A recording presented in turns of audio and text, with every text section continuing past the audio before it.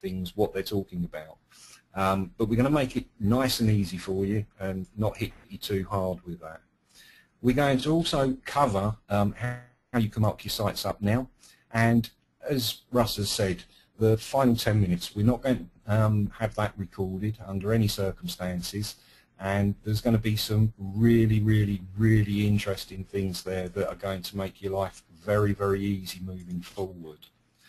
So, moving forward, we've got a few questions that I'd like to ask, and we'd all like to know. So, can you give me a 1 if you currently think you're using the web? There's a few. Okay. I would say most people do believe that they are using the web. Okay. So now, let's see. Can you give me a 3 if you think the web and the internet are the same thing?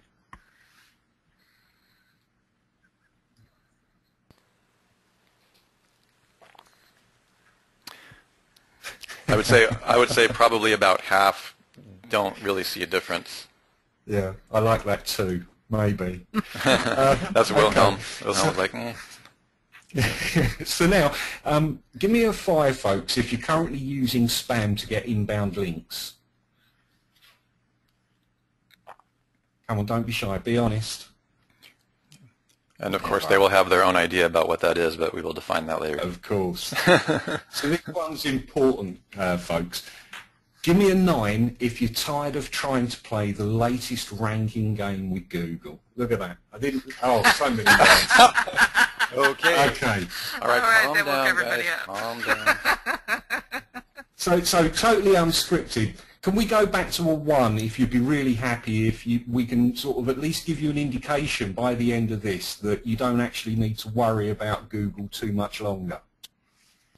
Okay, right. All right, everybody stop. Okay. So here's the first important thing you need to know about what's happening. It's not about rankings, okay? Now that's an actual screenshot that I took yesterday, the day before, I can't remember. And the semantic web takes a different approach to information. It's literally all about the facts and how Google are currently answering the questions that they perceive that people are asking with the strings of words that they put in that search box. So later on after the webinar, you can go and try that yourself, banana versus orange, and see exactly what Google are doing to an answer, to give you an answer that they think you're asking. Now, we've got to keep this real. And the fact is that everything you are going to need to know moving forward, we can't teach you in one seminar. We'd love to, but we just can't. But you're going to get more than enough from this to move forward slowly and, more importantly, safely within a very new world online. We're going to give you, hopefully, a reasonable grasp of where we've been and how we got to today. Because without you having that background, it's going to be impossible for you to see the very real opportunity that you've got in front of you moving forward after this webinar, the magnitude and the implications of what you're going to find out in this webinar, how it's going to affect pretty much everything you do from this point forward as you move forward, and why you need to think just a little bit differently, possibly, about the way you're currently working online and generating an income. And at the end of this, that last question that I asked you, we're going to give you enough information so that hopefully you'll be able to see why working with the web is better than trying to beat Google. So why would we try to say that? And this is why we need to give you a short history of what came before. And I'm going to give you some good news right up front. Google might be influential, but even they've got to follow certain rules in order to run their business online, okay? And in that respect, your business has to play on exactly the same footing as Google. And these rules are the rules of the web. With good news, there's always some bad news, and this is bad news. If you break the rules of the web, upsetting Google is probably going to be the last of your problems, because in some corners of the web, Google are literally seen as just another company looking to game the system. And the last bits there, in some parts of the web, there are no second chances. Okay, so please take that on board. If you get this wrong, there are no second chances. So here comes the first important bit for you. You need to have a basic understanding of why and how your business is able to operate online today before you can begin to consider what you need or want to change to capitalize on what's happening now and in the future. To do that, we've put a section together and we're going to cover various parts that will give you that basic understanding. We're going to cover who makes the rules. We're going to show you the actual blueprint for the web's ongoing development, what's beyond keyword search and why, what the semantic web is, and then we're going to cover what linked data is and how it fits into the equation. The final part of that is the growth of the web of things, and we'll cover all that as we go on. So who makes the rules and why should you care? Well, the rules for the web are laid down by the W3C. It's an international community that develop open standards to ensure the long-term growth of the web. And they've got a defined mission, which is to lead the web to its full potential, developing protocols and guidelines that ensure the long-term growth. Okay, so pretty much if you follow the rules of the web, you can be assured of long-term growth as well. So what is the W3C? I've already said it's an international consortium, but it's made up of over 200 member organisations, a full-time staff, and members of the public who work together to develop these open standards that really do ensure the long-term growth of the web. Now, you probably all know that the web was invented by Sir Tim Berners-Lee, and he also runs the W3C with Jeffrey Jaffe, who's the CEO. Now, it could be said that the W3C, in this respect, have more influence than Google, Facebook, Bing, Twitter, and Yahoo combined. And a coin of phrase that Russell gives quite often. Just saying. Now, Google is also a member of the W3C, so they've got a voice in what happens, but it's only an equal voice. So at this point, don't forget, Google need to play by the same rules as you to be able to trade online. So what's the longer-term vision of the W3C? The W3C's vision for the web is pretty much about building trust on a global scale. And their mission, go and have a look and a read and see for yourself, is to lead to a web of rich interaction, a web of data and services, and a web of trust. And this term trust is going to keep coming up throughout this whole presentation. Now, these elements lead us in turn to where we are now, which is the standard for the semantic web. So Google has to play by a set of rules, as does anybody else that wants to participate in the semantic web. And this in turn leads us to something important that happened back in August last year. And that was when a group of 5 organisations signed a global deal that basically laid down a set of open standards and principles that everybody who is involved with any aspect of the web should follow. It's a long sentence they've got there, but the bullet point there was a modern paradigm for standards, an open and collective empowering model that will help radically improve the way people around the world develop new technologies and innovate for humanity. So just to recap, we've got organisations that run the web with rules that we should all follow so that all of the devices that you use on a day-to-day basis can talk to one another. Your computers, with your mobile phones, anything that's digital will be using these standards and principles. And there is an organisation that is encouraging and crying out for people like us to get involved with something much bigger than what we've got at the moment. And the big thing is that the web is for everyone. Okay, so keep that in mind as well, so that you can just begin to grasp how big this step change that Google have shown us is. So there is a blueprint of how the web has been developed and where it's going. And the question that comes up quite often is, does the development of the web follow a plan of action so that we can position ourselves correctly and with confidence? And the answer is yes. A guy called Nova Spivak, who was the CEO of a company called Radar Networks back in 2007, charted out the complete history and future of web development through the early PCs, Web 1, Web 2 that you know, and you can see there as you move to Web 3 between 2010 and 2020, the introduction of semantic search, semantic databases, and we're moving into distributed search and intelligent personal agents as we move on into Web 4. So what's beyond keyword and natural language search? Well, Nova also identified in 2007 that the problem was with all of the data that we were throwing up there, keyword search on itself wouldn't help us find what we're looking for. And as we keep adding data to the web and with more and more complex information, keyword search has become less effective. So this leads in to a decline in productivity, your bottom line, when you're looking for things, trying to find things, and there had to be a solution for it.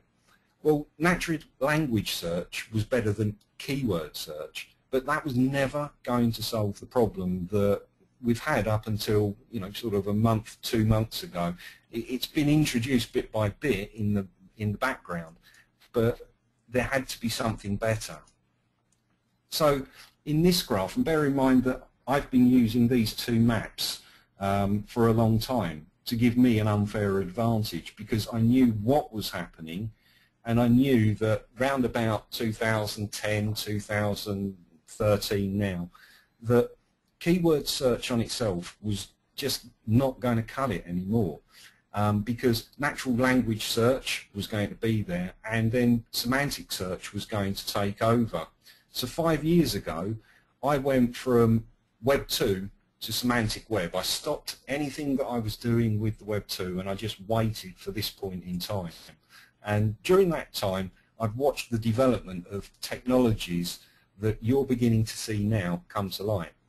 So the semantic web is the definition of things, and semantic by definition really does mean of or relating to meaning in language. It comes from the original concept by Sir Tim Berners-Lee, and that is the statement that he made, and you can see there the mention of intelligent agents and semantic web. Kevin? So yeah. Let me just interlude here. Those of you who on this call who watch TED, go back one slide, Kev, if you can. Yep. I want to make sure that you guys write it. Jot down a note. Go to TED if you haven't already seen Tim Berners-Lee. Both Sue Bell and Kevin have talked for the last couple of years in a few blog posts about his stuff. Go ahead and watch the TED presentation, and it'll give you an idea, a confirmation, exactly what Kevin is talking about here. Really, really good stuff. Also, watch the TED video called the next 5,000 Days of the Web, which probably was created about 2,000 days ago, with Kevin, another Kevin actually. I can't remember his last name. But definitely watch it. It's going to validate everything that is being said here, and just wanted to add that. Go ahead, Kevin. Yeah, and what we'll do is we'll include links or videos within Absolutely. the members area. Yep, inside the members area. We'll add all this for the ongoing courses. Yeah. So we want to clear up a common misconception here and now.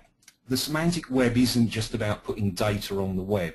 And at this point, I also want to sort of just reinforce that I'm going to use the word data a lot during this presentation. Now, data is everything that you do, whether it be an article that you post, whether it be a video that you watch, anything that is enjoyable or makes you money online is just a block of data. So this is a generic type of term, and it applies to every aspect of your business.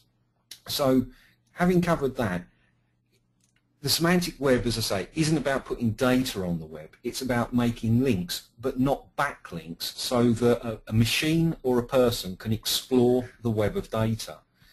So with linked data, when you have some of it, you can find other related data automatically. But there's some rules, like there's the rules of the web, as to what linked data is and what you need to do to include it as part of the semantic web. And the first one is use URIs as names for things. Now, we'll cover this right now. A URI is just a permanent identifier, a permanent location of where that data can be found on the web. It's exactly the same as a URL, but in semantic terms, it's the place where I can go and find the original point of that data that I'm looking at, whether it be a video or an article. The second rule is that link the URIs so that people can look up information about the names of the things. The semantic web is a machine-readable language that's here to benefit us as humans. The third rule is that when someone looks up a URI, you're to provide useful information using the standards. And the standards that people are talking about here are RDF and Sparkle. We'll cover those later on, but essentially you could probably think of those as the same as PHP and MySQL. They're just languages that help data to do different things with different amounts of data. And the fourth rule is to include links to other URIs so that they can discover more things. This really is the semantic web. It's about building the links so that people can discover things and machines can discover other things that are totally related to the original topic. Now, those four rules, again by Tim Berners-Lee, have become known as the linked data principles, and they are the basic recipe for publishing and connecting any form of data within the web. So the next screen is, what is the relationship between linked data and the semantic web? And pretty much everybody will have different opinions, but everybody agrees that the semantic web is made up of data that is linked to one place or another. So the way we've covered it here is the semantic web is the whole, while the linked data is the parts. And the real purpose is to make machines more intelligent. Once the machines are more intelligent, they can help you make good decisions. So in this diagram, we're going to talk about linked data. And this is how the new semantic web looks at things. So linked data is about making your content richer.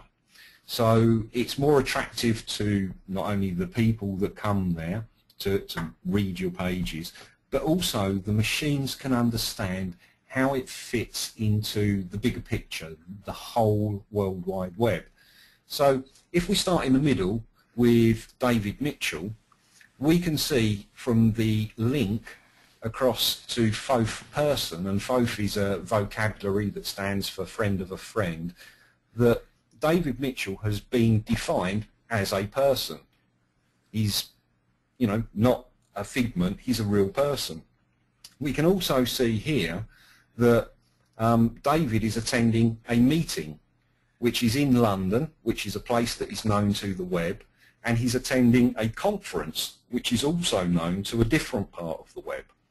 And because all of the data can be linked from different resources, the web can make positive assumptions about other elements that he finds that it finds out about him. So we can see here that David has written a book called Cloud Atlas, and we know it's a book because it's in this vocabulary over here. And we could also buy it if we wanted to, because Cloud Atlas has got an ISBN number. And this is how data links together as a representation. Right. Let's just pause here for a second, Kevin. We have great. Yep. Looks like everybody's understanding this. Also wanted to emphasize to you guys, and Kevin will keep getting into this, that all this stuff is getting used right now. Facebook, most of your social media platforms you're on, they're all using FOAF already. In fact, I gave a lecture on FOAF in 2010. All that stuff's here now. Facebook's already linking data. So this stuff is happening right now. The stuff you guys are using behind your back is being linked without your permission. Okay, that's the main thing. Or you may have actually toggled it, and it might be permission-based, but all of these services are using that. That's the main thing I want to understand. Also, somebody tossed out a question for you, Kev. Yeah. URI versus URL. Do we have an exact definition for URI? Or is that? Uniform Resource Indicator. Okay, so it's an indicator instead of a link. Does that make sense, Brian? Okay, proceed. Okay, so the next thing that we're going to go on to is how does all this relate to Hummingbird and our Humzilla? Well, Hummingbird didn't just happen. And it's interesting to think that realistically Hummingbird came from an academic paper that was written by someone who worked for Yahoo called A Web of Concepts. And we've put a link to that there for those of you that are die-hard people that want to go and read technical papers. And it's just really, really interesting that everybody in Google are saying, yeah, here we are, we've done this. And we know that Hummingbird is literally only possible due to the work of a very large community, a much wider global community that have been working on the different aspects of the web of linked data. So here's the growth of the web of things, okay, or what made Hummingbird possible. So where are we going to begin? Well, the first thing I want you to all understand is that too many years have been carried out putting this together by not just everybody that, but very influential, clever people worldwide have been making this happen. They come from academic communities, governments, organizations and businesses. And those efforts ensure that at this particular point in time we can all speak the same language and have the same functionalities that we've got available to us. And I guess a way of looking at that would be that the boffins who work to the open standards have made it so that computers in England can understand what a computer in China is saying, because they're all talking about the same things. So that when somebody talks about a centimetre, somebody in a scientific community has defined what a centimetre is, so that the same thing with, for example, the difference between the pound and the dollar.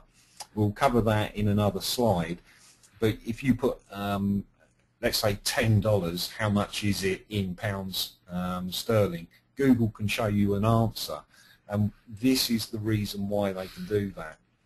So we all share the same data space, and it's in all of our interests to make the web work for us. So what we're going to do now is just look at the growth of the linked open data sets, which started back in 2007. So back in 2007, the initial communities that got involved had to work out a way of making their data talk to one another so that it was interoperable. And by the way, everyone, you will be asked to memorize this. Yep. So. Yep. and please, folks, do memorize this one, and then back in November it gets a little bit more. If you can remember the one in November 2011, that's going to be good. You can see here that FOAF and DBpedia and GeoNames and Music Brains and US census data, they've all had all of their data converted to speak the same common language. So as we move forwards to, say, February 2008, we've got some new entries from Flickr. And for those of you guys who've been around since then, this is you. This is what they've done with you. All of your stuff, depending upon what sources you've used. Oh, yeah. And bear in mind that because all of these groups and organisations have now structured their data in an open format, and it's interoperable, i.e. You could use the data stored in one company with data stored from another company. You have access to all of this information. And this was still growing in September 2010, and again there in 2011. This is the last of the linked open data cloud diagrams that Richard put together. Hopefully there'll be another one, but you can see just how vast this has become while you've been just focusing on beating Google. There's been a whole ecosystem underneath what you're doing that's been developing, ready for you to capitalize. Now just slow. No, go back, Kevin. Just slow way down for a second. Go back. Yeah. Let's not slide over this, because I think the impact and the importance of everything that's being said, regardless of your technical level. And also, Sue, I would love for you to weigh in if you have anything to say on this, yeah. because from the perspective of the users, and yes, there will be a test on this on Monday morning. Just kidding. From the perspective of the user, think about all the stuff you've been doing on the web since 2007. For those of you, there's a lot of you on this call who are very early adopters, especially if you've been with us since 2006 when we launched. All of your data and the various things that you use, if you've written books, this is what Kevin was saying, and the way that data links, underneath the web, underneath Google on the real system, there's been all these linkages and standards and organizations and conspiracies. No, I won't use that word. Sorry, too hypey. Going together. But to me, it kind of is. I mean, there's this giant cabal of different standards of people trying to make the web function. And there's obviously a lot of money involved. And can you imagine trying to understand who owns what and how it's connected and letting them all work it out to determine whether or not one talks to the other? And to me, that's pretty amazing that all of our data has been linked. Like back when I was trying to explain what FOF was, I had no idea that FOF was just a drop in the bucket, compared to what everything else was happening. So do you have any other metaphors? Yeah, let's hear what you have to say about this. So way back in the days when I worked for the Army, and this is one of the reasons why I actually put decades and everybody in that other slide. One of the things that I specialized in was getting disparate systems to talk to each other. And the pains that we went through at that time to get some kind of common functionality between databases that were originally conceived without any idea of ever talking to anything else. And I've just seen that grow, as you can see, by heaps and bounds, as we realize that the only way that we're really going to make sense out of our world is if all of these different databases can manage to mesh up. And the reason it involves absolutely everybody on the planet, or at least everybody that's on the web, right? And most people that are on the internet are on the web, you just don't realize it. And it's not just Facebook, which is what somebody asked, if this was like a bigger version of Facebook. It's a whole lot bigger than that. But if you're involved in any of these open databases, all of the information that you put into these databases about yourself, about your businesses, about the things that you buy, about the things that you like, about the things that you do, the pictures that you take, all of this stuff, it starts to come together to paint a picture of our world in a digital representation. And this is where it just gets so super cool. And we have the ability, because it's all linked by computers, and computers can process this data on a much grander scale than we will ever be able to with our brains.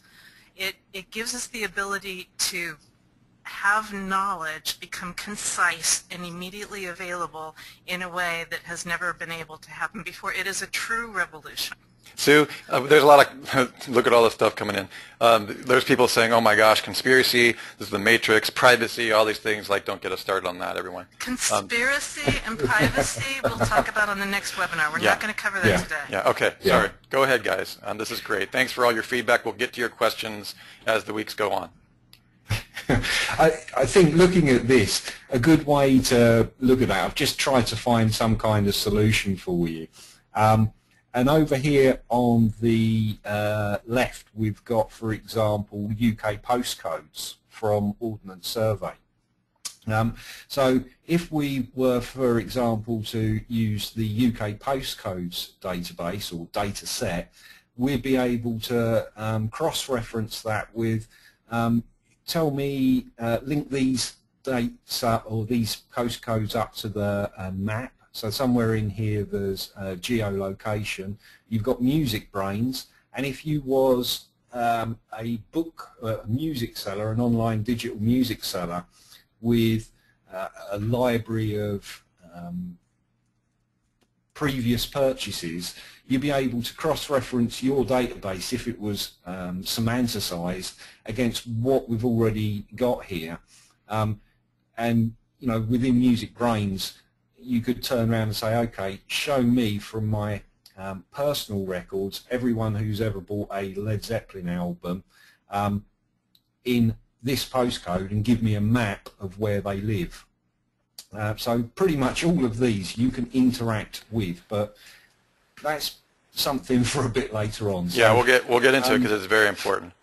Yeah, so we're at a point now where if we've got some questions out there that you want answered, you know, sort of, we'll deal with those at this point, and if not, we'll move on. Okay, so let's go ahead and move into little questions, and I do want to make sure that people understand. Let me just ask you this, Kevin.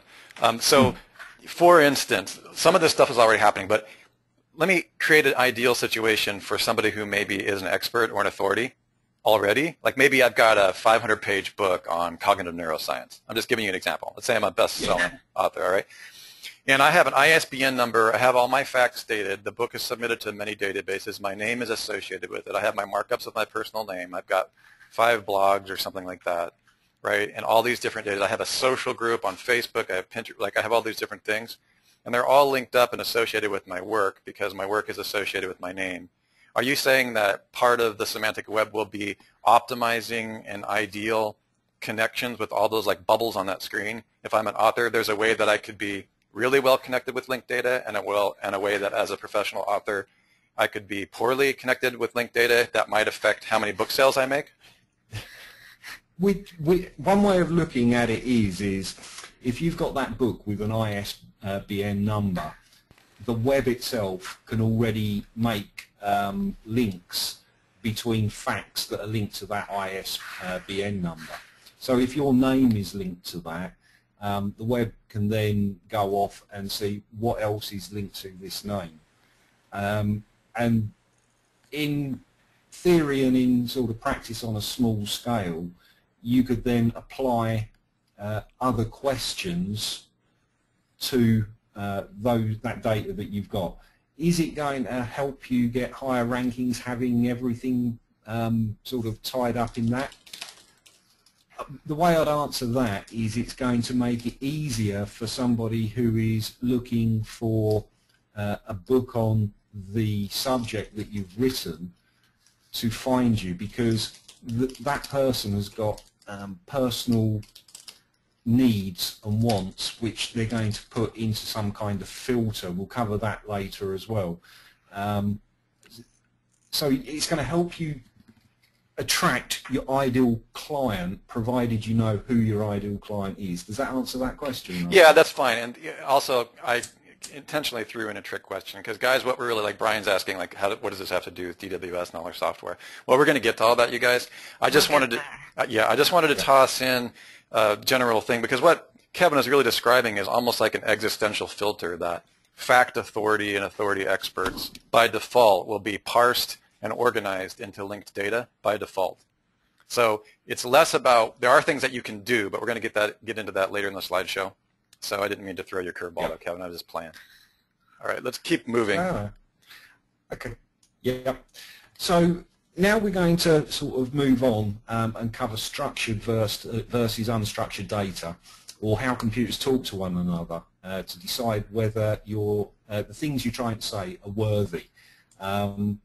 So Matt Cutts coined the phrase "from strings to things," and what we're going to do here in this next bit is show you how computers and search engines used to see things.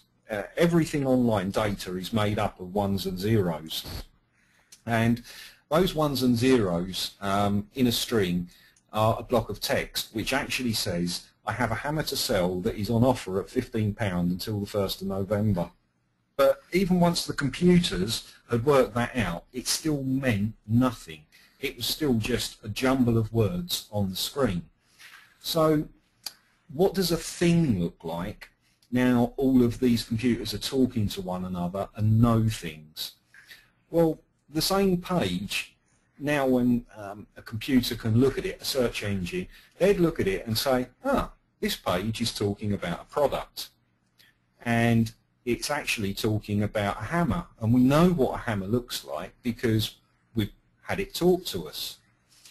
Now this person's calling it a 4-pound hammer, and there's the description that they want us to use. Now this is on offer for sale, and look at that, it's also got a price specification, and the price is in GBP, that's pounds, so that's good, and there's 15 of those pounds. And as well, it's only on sale until 1st of November. And guess what? It's even in stock. So hopefully, just looking at that, that is actual markup and how a thing is now described to the web and how search engines can help filter things down. So if someone's looking for a hammer, then anyone that's got a hammer for sale and has marked it up, you're probably going to start getting some kind of interest to your site. Okay, so here's a great question, Kevin, that Trisha's asked. Does the bot read that in HTML, or is it in machine language or a different? It's been marked up in HTML5, so this would work on any HTTP web page, but the specific way that it works out the thing, in this case using schema.org product as its item type, is those elements by the powers that be have decided that a product is a specific type of thing. Got it. So to keep this really practical, I know you're going to get into this, so I'm not going to hijack your talk here. But if I go to Google and I type in the apples, bananas thing, or I go, how do I translate Thai, currency into American, those boxes come back, or when you type in a celebrity on the right, you get all of their semantic stuff. Yeah. Is that all markup that you're talking about here? All these kind of standards and these fact-based? All of the data that Google is using to present a new way of visualizing search comes from data that has been marked up at a location that is marking their data up and has been for years. Gotcha. In that case, Wikipedia have done it. Carry on, Sue. It's coming from an ontology. Yeah, it's an ontological right? approach. It's doing a lookup into a standard place and finding that information and presuming that that's your actual question, and so it brings back the answer and then provides additional relevant resources underneath that. That's right, and you guys know who's excellent at this is Wolfram Alpha. So Wolfram Alpha is actually organizing the whole system with that ontology. They're a semantic search engine, so they're only interested in providing you an answer. They don't actually provide you a list of additional possible references. Oh, that's true. Okay.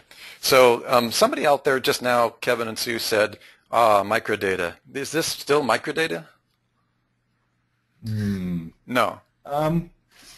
Yes, it is still microdata. Okay. Mixed with other elements that are a different markup language that we'll cover as well. All right. And I can see another question there that yes, all of this is a standard to HTML5. Excellent. Okay, so hopefully, if you guys don't know what that stuff means, don't freak out. There's a lot of advanced people on the call, but all this stuff will be explained to you, and even if you're intermediate, get there. Yeah, we'll get there. Yeah, So we'll get there. Keep on and rolling. I think at this point, just to sort of reinforce what you're saying there, Russ, is that the reason that I'm taking the time to show you the basics of where we've been and how we got to where we are is so that you know that we're coming from a point of view that is fact, that it's bigger than us. Way bigger. But realistically, this technical stuff you don't need to know about. You need tools to make it work for you. That's the job of developers. We are, the web is calling out for developers to use this stuff. As end users, people who want to build websites, the developers that can come up with the tools that make it easy for you to put this into your web pages, that's the next step, and that's happening already. Absolutely. So, and one more thing before you move on. Nobody ask any more questions about ranking until we're done. Okay? I mean, I realize that SEO is the top of the mind and the stuff, and I need to like you to set aside the idea of ranking until we're done towards the end, because it does not matter. Forget about ranking. Forget it, because you're not going to believe what we're about to do. Totally forget about ranking. After this, hopefully, sort of your concepts of ranking, we're going to change them radically. And, for maybe a month or so, you might sort of want to sort of keep looking at your rankings. But let me emphasize. I'm saying for the purpose of this webinar, don't ask any more questions. Okay, and we'll talk more about that later. But I'm just saying that what's happening is so huge that what we want to get across is, of course, when you have this framework in place, whatever it is you decide to do with what's left of Google's current presentation, you can do whatever you want with it. Like, this will help you with all of that. But for the purposes of this webpage, we just need you to set that aside. And I know it's hard, because that's the perspective you come from, which is why we created a private webinar. This is why this is not public. Yeah. All right, continue. Okay. Let's keep moving. So, and what we'll do now is we'll just cover quickly what markup language is. And simply put, it's a way of annotating a document so that machines, the search engines, can more easily understand what the document is about and the elements within that document are about. So the next question is there only one markup language? And the answer is no, there's lots. And that's one of the reasons why it's taken so long in web terms for the semantic web, or knowledge graph as Google like to sort of call it, has come up. So the questions that I can feel coming out, so people are asking, the schema isn't my only option. Well, there are other options, which is where things get confusing, and we can do nothing to ease that confusion. That's just the nature of the business. It will sort itself out, a bit like Beta, Max, and VHS. And if you think about the arguments back then to now, we've now got DVDs. So, things are going to move on. If you just want to rank well in Google after what we've shown you, then it's fine. Stick with schema. This is what Google, Bing, and Yahoo have been promoting. Okay, but if you can begin to see that the web will soon let you talk to other businesses and people directly, and you want to deal with big business or governments, then schema markup is only a part of the current solution. Okay, and Kevin, we talked earlier about, we did a car analogy. Do you remember that? Remind me, Sue. It was, we were talking about all the different ways of doing markup. It's kind of like all of the different cars that you've got out there. You got Fords and Hondas and Volkswagens and Chevys, and you can pick a car, and it's going to get you from point A to point B, right? Yeah. But there are only some of the cars that are going to get you a couple of decades down the road. Yeah, right? There's only a few cars out there that are going to get 150,000, 200,000 miles on the clock and still be relatively comfortable. Exactly. So, to explain all of that just a little bit deeper, and we're getting really close to the interesting stuff, if this isn't, we just need to go back and look at how the web should work and compare that to what Google, Bing, and Yahoo want you to actually do. So, the preferred choice of the open web with the open standards, the W3C advocate the use of something called RDF. And RDF is an acronym for Resource Description Framework, and it's one of the key ingredients of linked data. It's a language. The important thing here, and we'll cover that later on as well, is it provides generic graph-based data so that you can describe things and find things out. Now, schema.org is not based around RDF.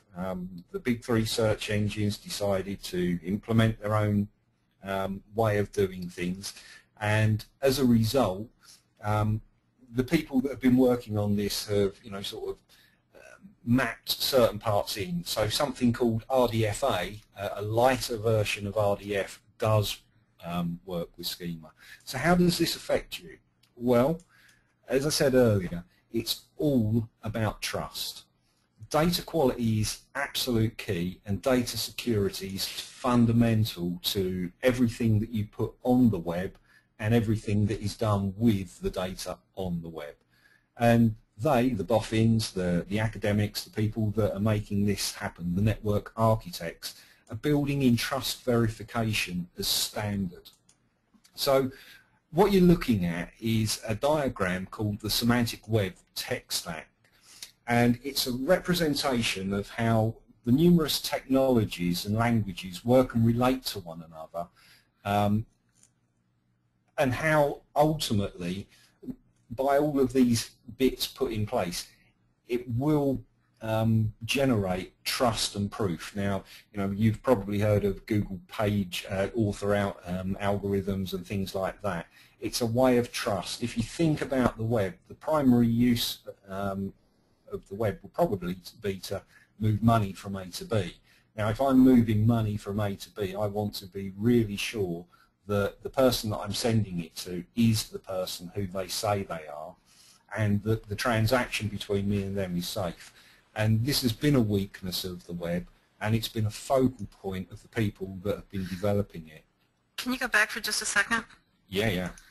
Because I want to point out, so trust is the purple bit that's up there on the top, right? Yep. So it's the final outcome of this whole structure. Mm-hmm. But trust sits immediately on top of proof, signature, and encryption. Yep. All right, so you've got signature, this is who you are, proof, and we'll get into that in a minute because all of that comes back to, what's the word that I want? Provenance? Provenance. Mm-hmm. Yeah.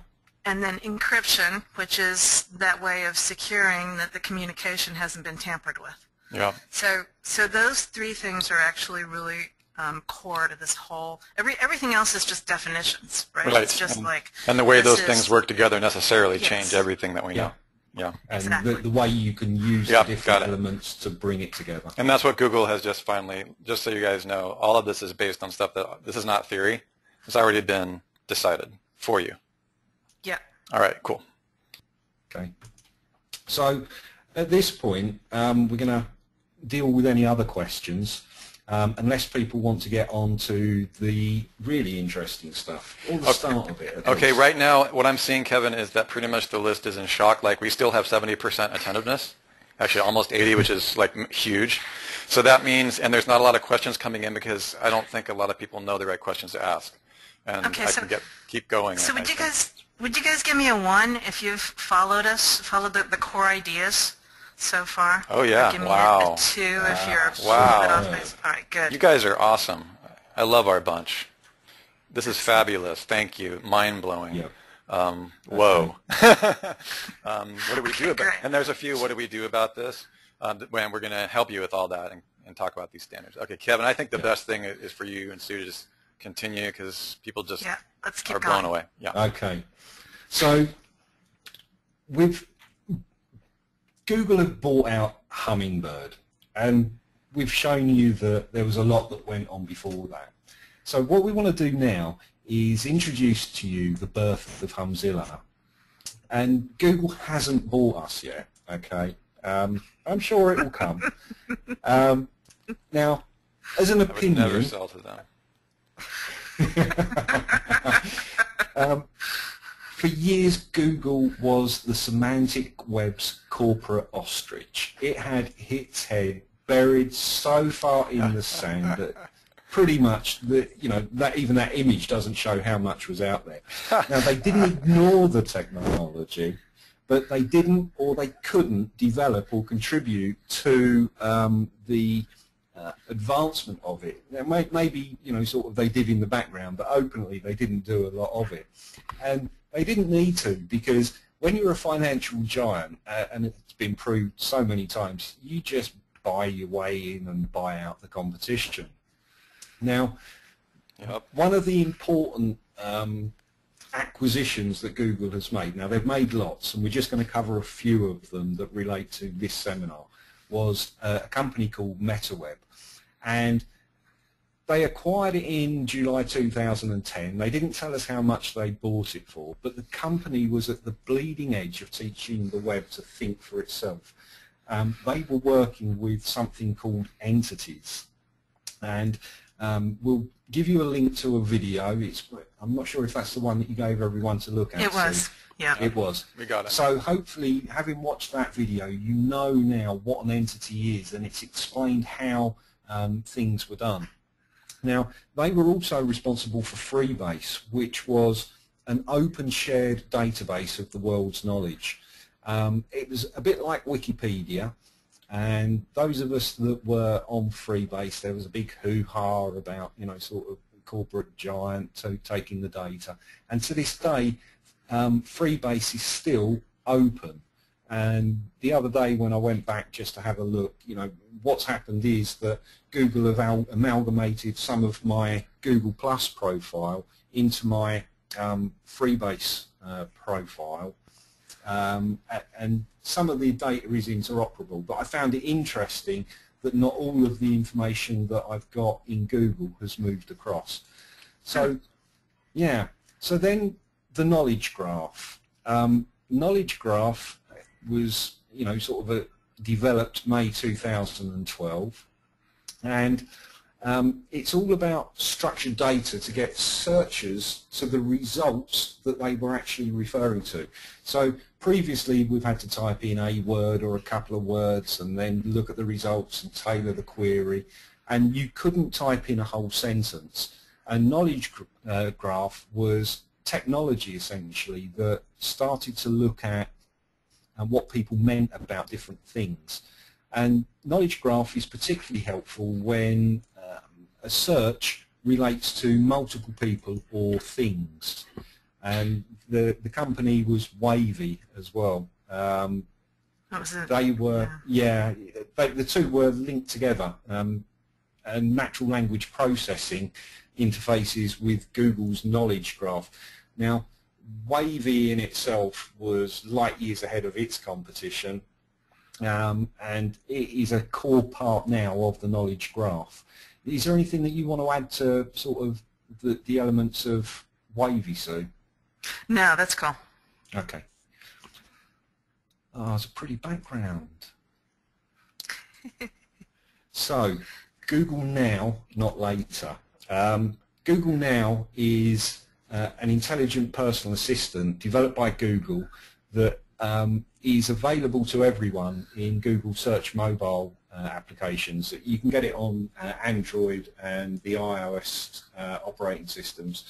It's an artificial intelligence that basically just helps. It's an introduction to personal filter functions. What you've got to think of is that society has moved from big clunky screens that I happen to like to having everything in the palm of your hands, and the processing power that a computer had got back then has now been condensed into something on a mobile phone.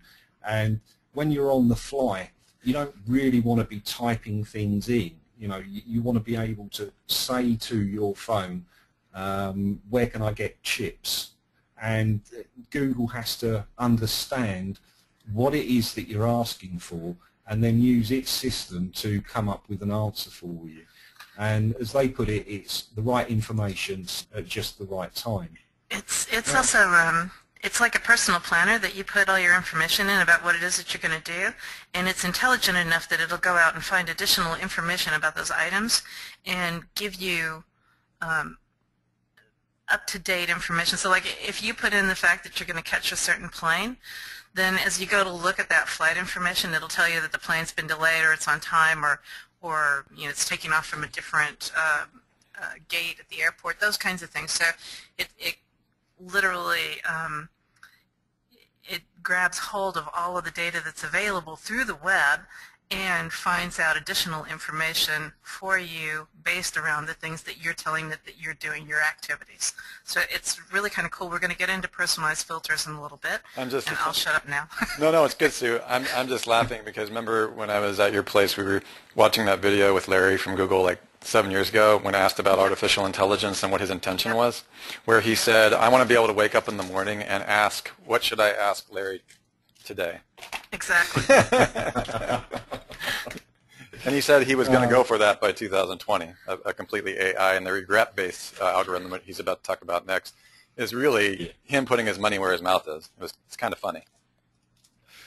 That's really, really interesting because this next screen is particularly my favourite acquisition that it just slid under the radar. I can't remember how or why or who it was that said, Kev, you need to just go and have a look at this. But back in April 2011, Google had got this big press conference that everyone and their mother was picking up on. And the real news behind the news was that Google had just funded an Israeli university to work more on what is lovingly called the regret algorithm. And essentially it allows computers to see in the future. Now I know that must sound like, whoa, and it is. When I sort of went over the impact of this with Sue, you know, sort of, how would you describe your reaction, Sue? I had to walk away.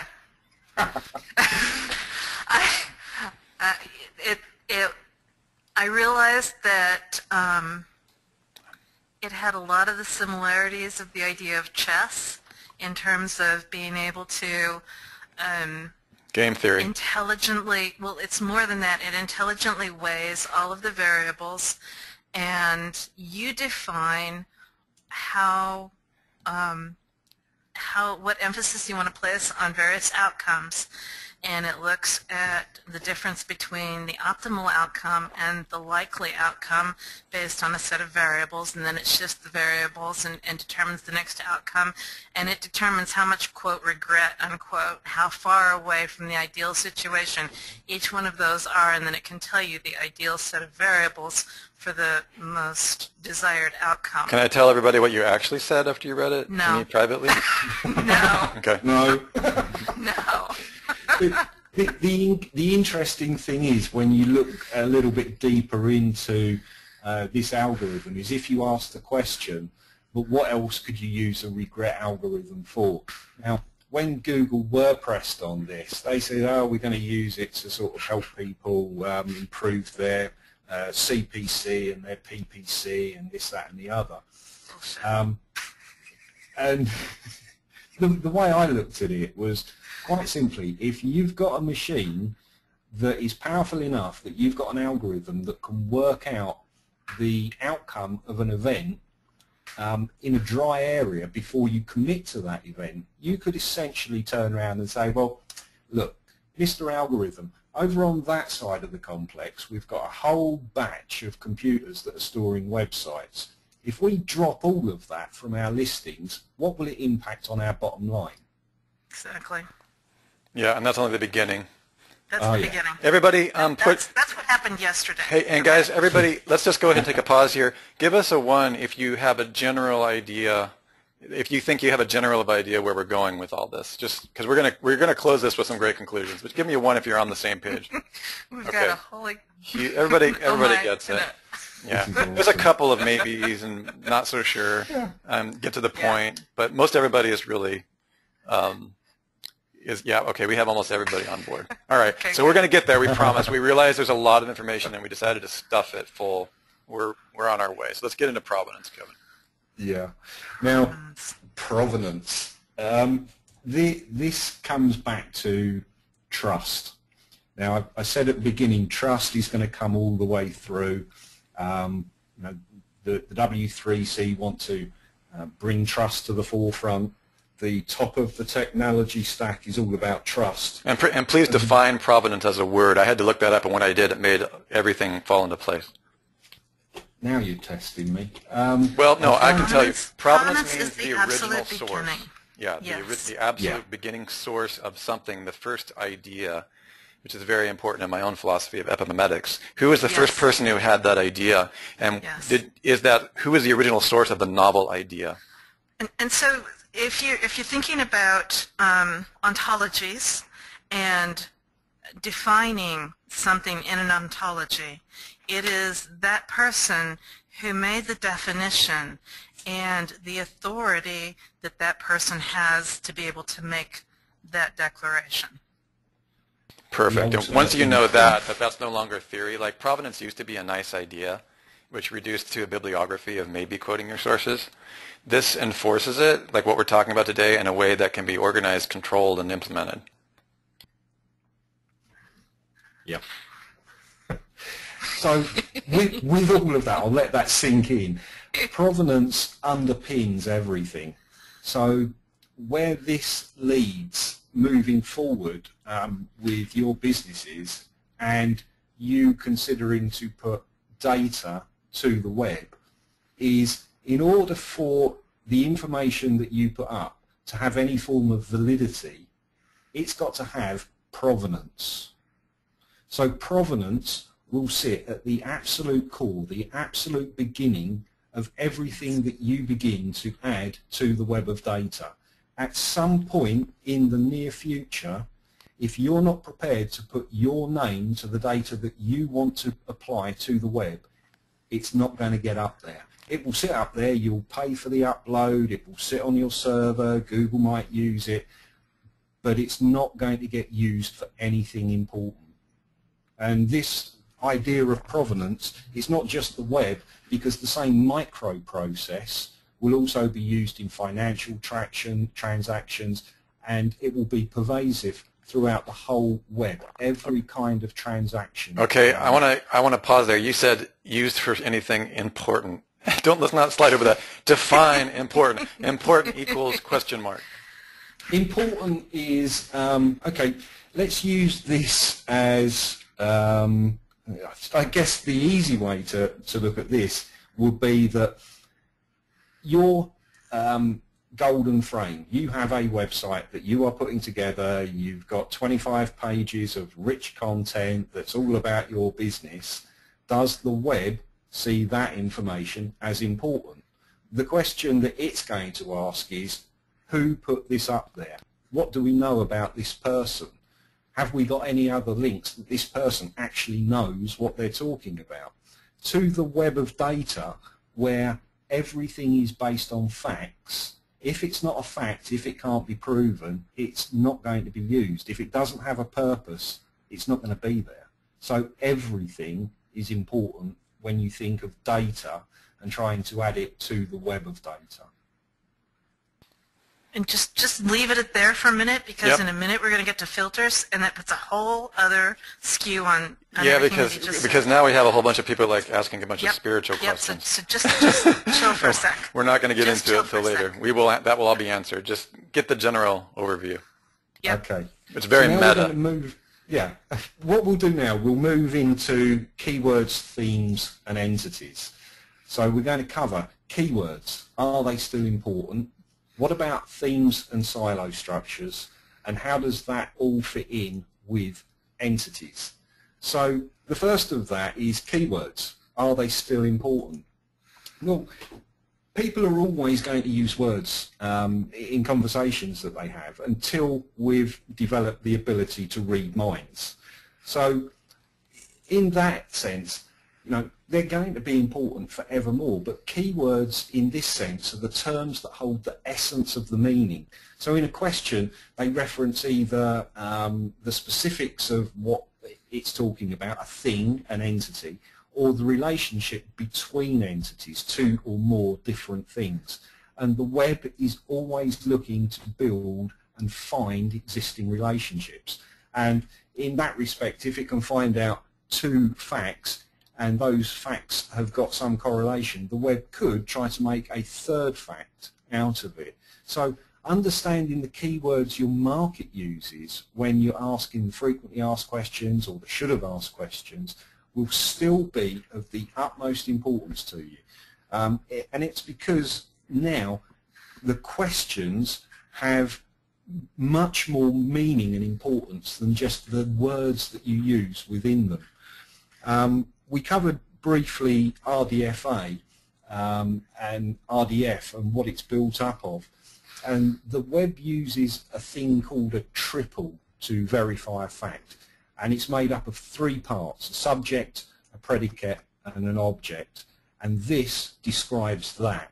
And another way of thinking of it is this proves that. So keywords are still important, but they're going to be used in a different way as we move forward.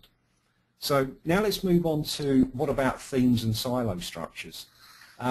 Silos and themes, where they're related to your site by keywords, they're always going to be important, if not more so important.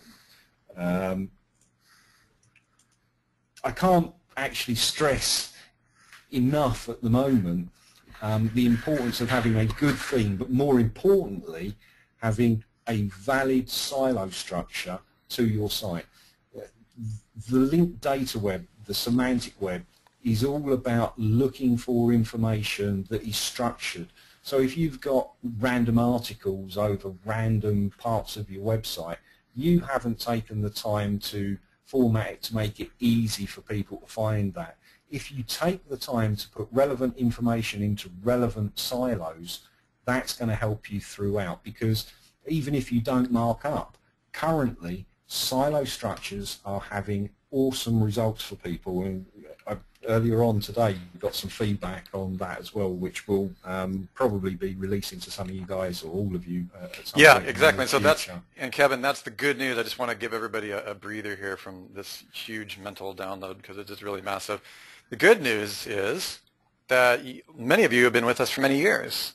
You've been already starting to implement. You have been, knowingly or unknowingly, already preparing and integrating the stuff that you're doing for the semantic web. You have at least a foundational data hierarchy, which is going to be more prepared, or less imperfect than other people. So that's really good news for you guys, and I just wanted to drop that in there. The one thing that I would say, if you're looking to improve your silo structures at this juncture, you want to make sure that you're doing links between your articles within your silo, right? You're wanting to make sure that you're making that connective tissue and describing those relationships actually in your article. Up until now, it was enough, or at least it was good, to have the silo structure just in the menu structure. Like this put you miles ahead of everybody else. And so I never really stressed too hard in the members area about making the actual contextual links, because I figured people would link as they needed to and as it was important. And now I would say the one change that I would make with the coming semantic web is talk about how your articles relate to each other within your silo structure. Put a 1 if you understood what Sue just said. You understand that where we're moving, we'll make some adaptations to the silo structure, which just means more communication between articles in the silo, and that's really one of the main changes of what we've already been teaching you. And the changes for other systems of ranking and Google stuff is going to be massive, but for ours, a couple tweaks here and there. Isn't that cool? Yeah, it looks like everybody understands it. Yeah, okay. So if we move on, I know it's in full screen. How do keywords and themes fit in with entities? Well, the interesting thing is, because there are now open standards, people can actually submit their own ontology. So if there isn't an ontology, and an ontology is a resource of information focused on one specific subject or group of subjects, you can do that yourself, a bit like how you can go and edit pages on Wikipedia. So if an entity doesn't already exist, you're able to create it and define the relationships for it. And this ensures that the keywords and themes that are important to how you do business become known to the web of things. So you can either use existing ontologies and entities, or you can create your own. And we'll cover how you create your own in one of the next webinars for this. So does everybody understand that part? Can you give us a 1 if you understand that? Ah, superb. So let's move on a bit now, and we're going to move into where things really start to get interesting, and you're scaring me, guys. Begin to answer the question that came up about rankings, where rankings aren't really going to be that important as we move forward. Now, wait a second. Will you repeat that? I just want to clear my ears, make sure. Rankings aren't going to be important moving forward. And I'll say it again, rankings are not going to be important moving forward. Gotcha. I just want to make sure that everybody actually heard that. Okay. Okay. So you've probably all seen this when you've explored the new Google about their search tools. So this is an insight into the future.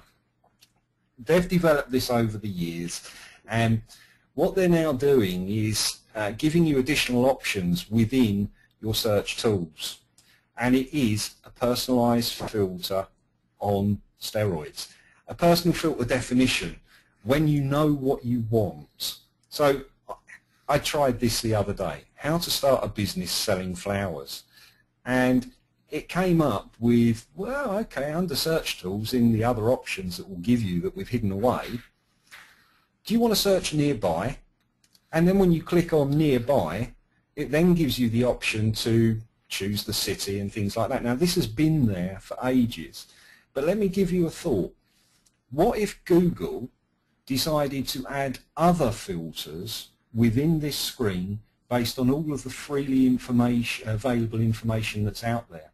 So if, for example, a university has got an ontology of flowers and you were searching for flowers, it was able to bring up a filtering option to allow you to personally narrow down the search. So with personal tendency filters, when you do something more than once, Google is already applying these. So if you start with how to start a business selling flowers and you then add to the search, it will use the previous search to base the next set of results that it shows to you on the tendency that you've shown. And that could be expanded that if you have, for example, been using Google+, making comments there, +1 sites, sharing sites, it can use that information that it already knows about you to bring in the first set of results for you, ready for you to pare it down to what's important to you. Now, it also uses semantic reasoning. You just did one query, now you're doing a second query, and the relationship between those two can then be inferred. So, for example, in that case, if you go to Google and you type in, where is the Empire State Building? It will bring back a semantic enriched result for you. Then if you type in how tall is it, it already knows that you're talking about the Empire State Building, and it will bring back the height for you as well. So everything that you know about search is changing, and realistically there's so much information out there at the moment, it's impossible for Google to bring back all of the results. And it has to be down to the end user, you and me, to narrow those options.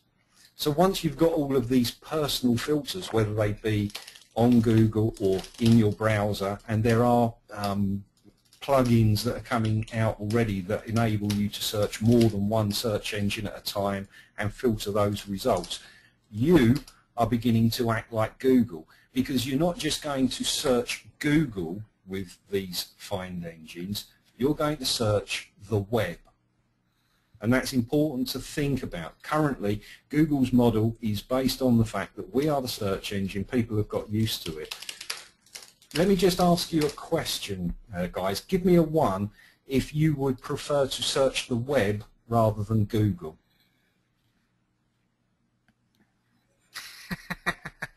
There you go. So that's what that's interesting. That's a lot of ones. That's a surprising number. I thought there would be a lot more Google-centric people here. Huh. Okay, it's almost everyone. Okay. So, Russ, this is, I think, you... Go on. Wait. I want to go back to the filters for just a sec. I want to, like, because I had a couple of really interesting things in the middle of the night, right? Okay. I started thinking, we talked about provenance a minute ago, and I was thinking over the course of the last few days about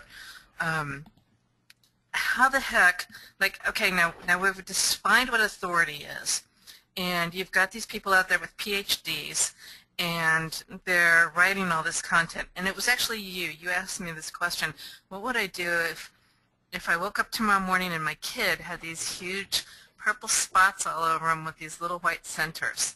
And I'm going to go to Google and I'm going to do this search, and who am I going to trust? And that's a really interesting question, because there were, you know, the normal things that pop up on the top of Google as it sits today, or rather yesterday, was like WebMD and Wikipedia and things like that. And I'm like, I'm not terribly mainstream when it comes to medicine, and most of the things that pop up on the top of a Google search are not the things that I'm really interested in. So now I've got my personal filters, like that's what my personal filters already know that I'm not mainstream medicine. Exactly. That's the main thing I wanted to say with Ricky, who was asking all those questions. It's not like all of a sudden because he's talking about, well, the FDA will become facts and this and that. Well, there's parts of that that are true because the government connects with databases faster. But the general thing is that what Sue's saying is the semantic filter would determine your overall global political and emotional preferences without bias. Exactly. And it'll be least imperfect based on your personal results, which is why rankings are leaving. Because that page, the Google front page, is the place where the war is fought, and it's the dopamine center point for all SEOs on the planet, right? If you don't get your client ranked on that first page, then you really don't have a business, pretty much, unless you got a social media. Well, what happens when the front page, if everybody on the earth has their own genetic imprint on the front page, their own memetic and semantic preference filtered for them, which is where Google is there. That's where it's going. That's why everyone's freaking out more and more every month. I mean, what update is next? Well, we're telling you the next update. It's personalized filter based on semantic artificial intelligence, which has, you know, cost them over $1 billion to create over a 10-year period. More than that, and Google actually. can either get on the bandwagon and give you those filters inside its current screen, or you're going to go away. Someplace else. You're going to go to the semantic web. In fact, yes. Because of this new standard, this is, again, I want to emphasize something Kevin said, which was really a mind blower for me. He had to actually say this to me like 5 times before the webinar, before I got it. And it is that Google is not the 10-pound gorilla, the 1,000-pound gorilla, okay, when it comes to the semantic web. The real web doesn't give a crap about Google. And that's hard for those of us in the SEO business who are super Google-centric, where we're staring at a screen all day, to forget. It's easy for us to forget, rather. So that's what I want to point out to you guys, is that we're preparing you over the next 12, 24, 6 months for Humzilla. And Humzilla is primarily driven by this idea that unique personalized filtering, because Google has decided to get with the program and chosen standards, how that will influence your business and help you transition from an SEO optimizer to a semantic web optimizer. And I just want to say I finally got to the point where Google didn't have a choice. Okay, we talked about that You graph love that. earlier. You just love that. I do. we talked earlier about how it was going to get to that point where there was so much data that normal search or even a semantically enhanced search wasn't going to cut it, and we're here. We're absolutely here. Google cannot discern adequately from spam and real content. It needs a better solution, and it tried to implement its own solution, and it wasn't good enough, right? And so Google's going to lose market share unless they make a huge fundamental shift, hence Hummingbird. Hey, Kevin, here's an excellent question for both you and Sue that Tom has asked. I like it. It's a good question because this is what I was asking you when we first put this together. If Google loses, quote, control, not that they will, but if they did, who would take the money? I'm not going to leave the word ad out there. He's just actually asking a question about the politics of, you know, those bubbles that you showed in that giant graph? Are those all money-making entities? Are those standards connected to, are there corporate conglomerates? Like, where does the money go outside of Google when it comes to making global standard? Or is it kind of like a shared space, you know, a collaborative effort? Is there a money trail? That's a great question. Can you describe the money trail to us in any regard with WC3? Who pays? I mean, we know that W3C is made up of Google, Bing. There's a few 100-pound gorillas in the room, right? Yeah. So where is that money? Is it a conglomerate of huge tech firms like Google that make up W3? Like, give us a quick overview of where the money is. The money for different research technologies that the universities around the world work on come from initial grants from other companies and governments and other businesses. Mm-hmm. Once the technology has been developed, then the universities are always looking for additional funding and companies to take what they've developed and invented into the real world and do something with it. So if you use FOAF for the example, once FOAF was developed, Twitter and LinkedIn have come from the invention of the FOAF ontology, and they've built their business model around the technology that's available at the time. And this comes back to the open stand, is that these technologies are in place and anyone on this call can go and dig deeper, use the technologies that have been invented, apply a business model to it, use the data to produce something interesting, put a website up and make money from it. Now if those people then want to contribute back to further development, which would be the smart thing to do, that's great. But because it's an open standard, if you want to be like Google and just swallow the money and do what you want to do, then unfortunately they've done that as well. Mm-hmm. Okay. What was the dollar figure or the euro figure that you were telling me that Europe had just? Yeah, it wasn't just. I was trying since we last spoke to find the actual figure because I like to have the proof in place.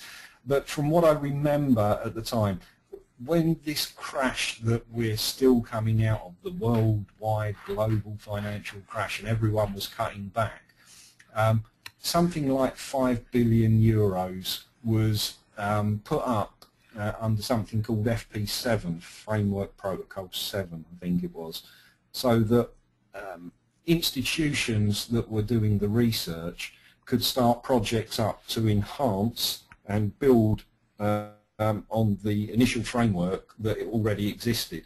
And the same thing has happened in America with universities in America.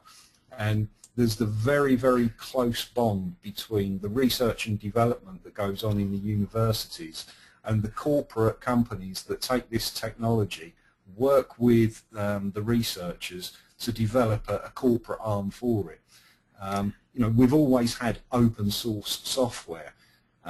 For example, Zencar as an e-commerce platform, OS Commerce. It started off with OS Commerce, it was forked into Zencar, and it was free for anyone to download. You didn't have to go and pay somebody sort of $45 to use it. You can download the information, the software, the tools to do this for free even today. A lot of the things that we're going to cover later on, you are able, if you want to get involved now. But you've got this huge learning curve as to, sort of, get it working, get the server sorted. All right, you guys, how to use it. but we need to keep moving because we're starting to lose attention. Okay. So what we're going to do now is cover what is spam content, past, present and future. So this is where it gets really important for all of you, because Google thinks of duplicate content, as you know, as unwanted. Now spam has been defined for the web of data as deliberately misleading information, which is data and links, published as linked data with the goal of creating financial gain for the publisher. So in this context, what we're trying to say here is that now there is a clear definition. There are organisations and companies and people that have put in place and are putting in place filters to filter out spam from almost the minute it enters the web of data. So link spam is about to take a completely new turn. So let's look at a LinkedIn app which is based on FOAF, and the reason for this is to give you an idea of just how easy it is to understand linked data. Now we're going to try and show you this in real time a bit later on, but essentially, looking at this graph, I am right in the middle, okay? And using the semantic technologies, this app is able to say that I've got a group of people over on the left, I've got a group of people over on the right, at the top and at the bottom, and they've got specific links between them. These people know other people who know other people. Now this particular app gives you the opportunity to find out who the influencers are within your particular network of friends. So if you wanted to reach all of these people, you'd go to this person. But if you ramp this up and think about it from your websites, if in the center is your golden frame and you've just been linking to other sites and networks, this is how easy it will be. And this took about 3 or 4 minutes to work out, and I didn't have a huge data center. I would be able to see instantly and get an idea of what are the potential sites that this person is using. Are they spamming? And it's important to realize, I'll let Sue explain why, but if you're following what you've been taught with the golden frame, your WR1, your WR2, your WR3, this doesn't really impact you. But if you've been trying to just create backlinks to your site because it's the thing you've been told to do, this is going to be and is how easy it is for Google and the web to see what you are doing to spam, and then with a filter you can take out the whole left-hand side of that and see what you're left with. Does everyone understand that kind of concept? Can you sort of give us a 1 if you understand the concept? Okay. Good. Right. That's really good. So, coming off of the spam addiction. Now, Google is not going to take unstructured data and put it into a structured format. As website owners, people that are contributing to the web of data, that's your job to mark things up. Now Google, in our opinion, is just going to sit back and watch spammers create little data spam. They're going to let you do it. You know, you've been told by them for years that quality is not, you know, to be sniffed at. You've got to have good quality. They've told you for years, don't try and game the system. So now this technology is out there, and we've shown you that it's out there. They just need to pick it off bit at a time. They've got a regret algorithm if they're not sure. If we're not sure about this, run this algorithm over it. Is that whole network worthy of being in our SERPs? So you really do need to look and consider what you do for the future as you go on. Is there anything you want to add to that, Sue? Heaps, but Sue, that'll have to be for another webinar. Yeah, okay. Let's focus in a little bit on this, because now you're hitting on some areas that everybody cares about. Like, we're getting questions now. Let me just toss them things out. I'm just going to be the voice that everybody's thinking, okay? And you guys answer me. Okay, what about content spinning? Okay, what about backlinking automation tools? What about unique article wizard and magic submitters and different things? Okay, so there's two, like, I'm looking at this from two different brains at the moment, right? We've got what is just about ready to go out the door, which is how Google ranks you right now. And we just showed you in this last image how easy it is, how you can stick out like a frippin' sore thumb. Glowing beacon of spam. Glowing beacon of spam. I love that. Beep, beep, beep. Here I am. Come and do your next meeting. I didn't listen, honest. I didn't know. So Google, in their patents recently, they've had, I don't know, it's like every third patent is about identifying spam. It's about identifying spun content, related content, looking for the original content, looking for that provenance, right? And how to determine everybody else that's like garbage. And it's looking to try to whittle down the results to what's actually valuable in their old methodology, right? Exactly. So you can see everybody's talking in the last 48 hours about how they're losing rankings. So clearly Google has gotten to be a little bit more effective with their means. So that's that's the old side, right? This is the part that's going away. And then what we're talking about today, which will take effect possibly as quickly as Christmas, and definitely within the next, I don't know, 18 months to 2 years. Think about way back in 2005, 2006, when Russ and I first started talking about silo structures. And those guys who got on the bandwagon with silo structures they've been at the top of the ranks ever since, right? So this is what we're talking about right now.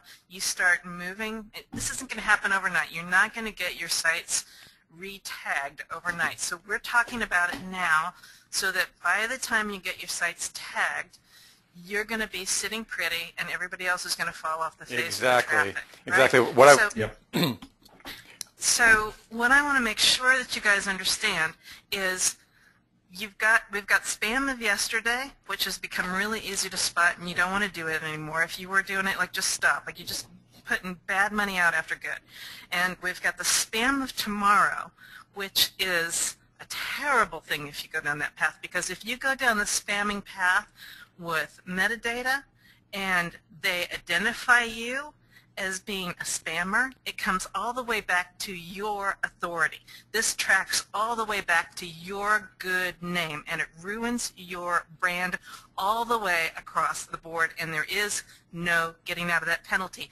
It's not a sandbox that you clean up and the day after tomorrow you have your reputation back. This is the reputation that once you mar it, it's marred. Did everybody see Clan of the Cave Bears? you know when she's exiled from the cave back in a primordial man, a pre-agrarian man? This is like the postmodern version of being utterly exiled via your identity. Outside the circle of trust. Like from the entire global matrix of collaboration, you are toast. And yeah, so Ricky, everybody's asking about affiliate marketing. I know where all your minds are going, and yes, you're going in the right place. But here's something that I'm excited about. I got to just jump in here and be excited for a second. The definition, this is going to be surprising to you.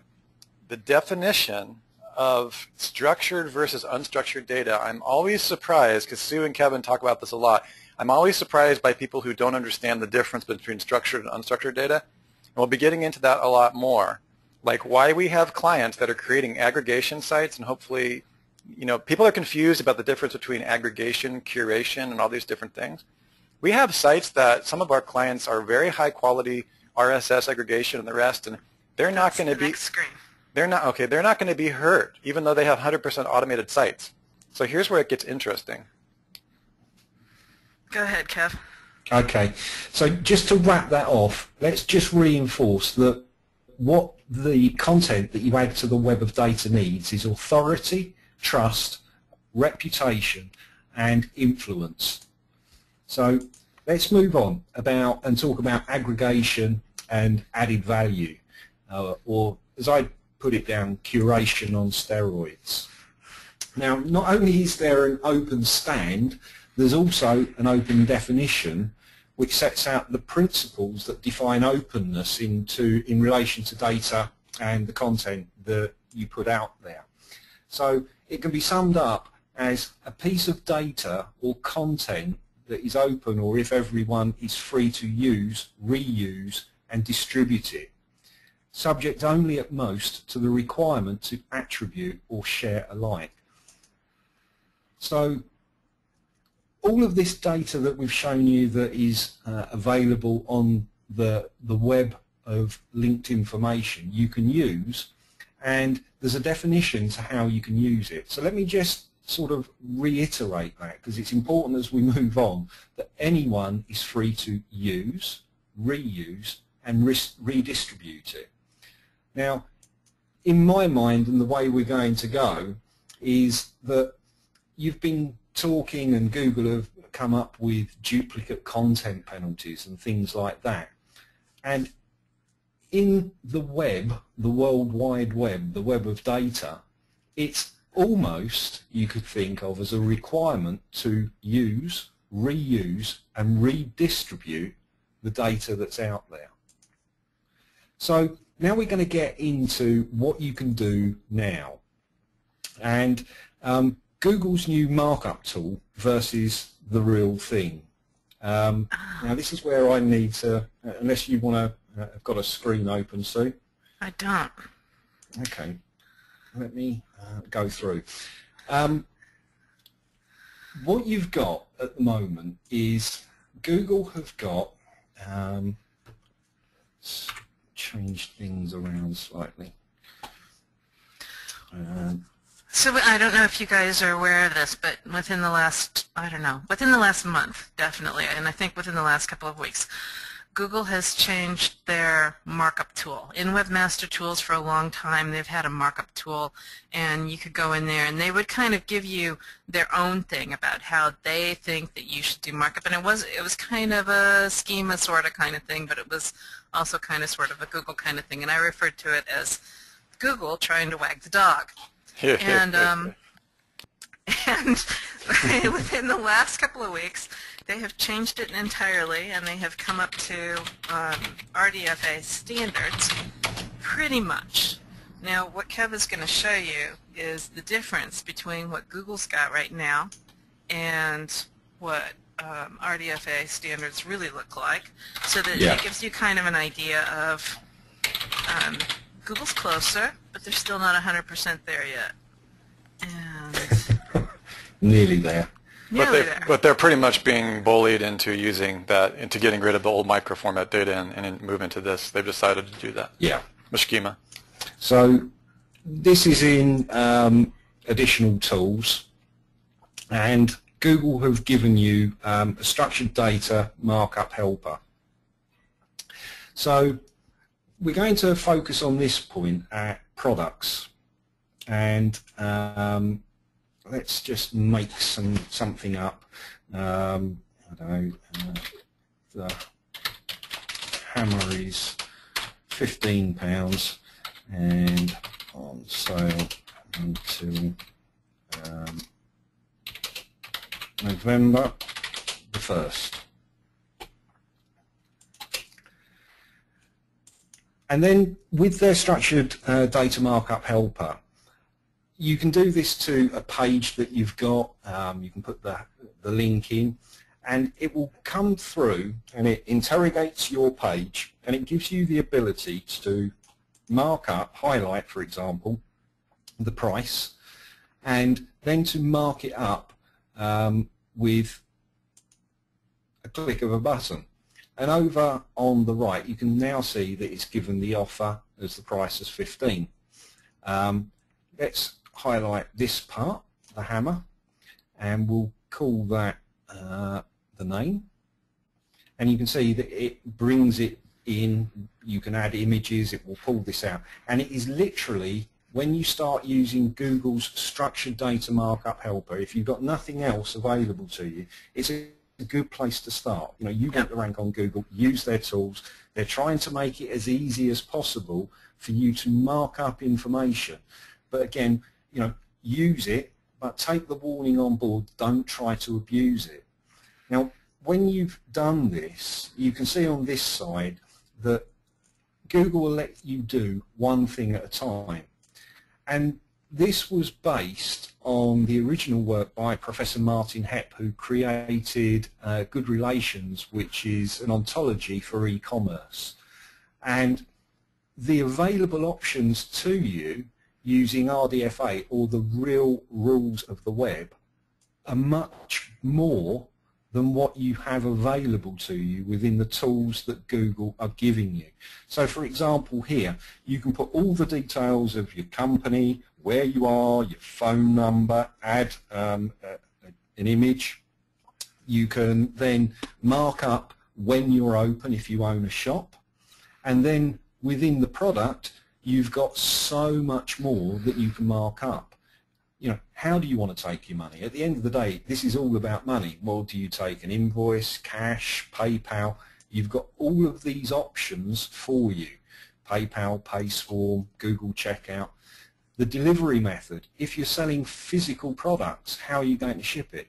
And as you can see, between what the web will accept and what you can and how you can mark up your pages to what Google are giving you, Google are picking and choosing enough that helps them. And I just want to make this clear that this is a structured helper for your pages and any content. if you take the time to learn about schema.org and the way they want you to describe things, you can get all of these facilities and markup options to make your data rich, to help the web know who you are, where you are, when you're open, how much it costs, etc. But Google don't give it to you by default. You have to either do this manually or unfortunately wait until the plugins for your particular CMS have been developed a bit further before you can use all of the options. You're in at the start. You're finding out about this right at the beginning. This is the option for you to start making your data understandable to machines. And what's going to happen is, because of OpenStand, there are going to be new developers developing new applications that use all of this markup that you're putting in. And your information on your web page may not just appear on Google. It may appear in someone's phone. It may appear somewhere else. You just don't know. Once you've put this data on your websites and you've marked it up the way that Google want you to do it, it is openly accessible to the web to be used by you and other people like you or other people in any way that they want. So does that cover that point? Sue, Yeah. do you want to add anything? Nope, that's good. Okay, so what can you do now? Well, your choice is that you can carry on with your PLR content span, trying to eke a few more rankings for the next couple of months, or you can work with the web and start talking to real people and real businesses and bypass Google. It's not going to happen overnight, but very, very soon you will be able to bypass Google. And if you're in a position, a developer on this call, jump onto these standards and start developing the tools for people to use in their browser, their mobile phone, that is going to use all of this rich, factual information that is there for you to take and use, reuse, and improve upon in any way that you see fit. All right, let me start asking some questions that I believe people are thinking, you guys, okay? Because I've seen a few. What's happening is that I'm watching some of the questions hover down over the screen, like they're kind of rushing past us here. Now, you guys correct me, okay? I'm just going to play like student here. All right, so can I envision like people part of Network Empire Theme Zoom who are into all this stuff? They attend these regular semantic webinars and semantic web, and they're all building the socially activated semantic web integrated one web ring, perpetual downstream, one feed traffic systems, and they're all experts. But they also have like a semantic web standard ribbon on their site. The world begins to slowly hear over the next 2 months to the next 24 months that doomsday is here, but you're already kind of set there because you have your semantic standards on your site, and you already do website silo architecture because it's getting hugely popular, as everyone's noticed. And then you can say, as your standard on your site, like your RDF, and you understand how that works. Are these kind of the things that, as the transition happens, I can slowly and calmly move from SEO optimization to integrated webs, semantic web optimization? I'll start using that authority in that cloud. Does that sound right? That's exactly what we're saying. I want to draw a simile here. Back in 1995, Christmas of 1995, I got my very first distribution of Linux, and the very first one that I got, I couldn't compile. We hacked on it for like 3 or 4 days. We're in there like ripping out lines of C code and modifying lines of C code and looking up to find better libraries and trying to get it, and we threw it out. Got a better version of Linux, better distribution, and we installed that. And we only had to hack on that for a couple of hours, and boom, it compiled. And it was amazing. It was so much fun. We had our very own operating system, our free open source operating system.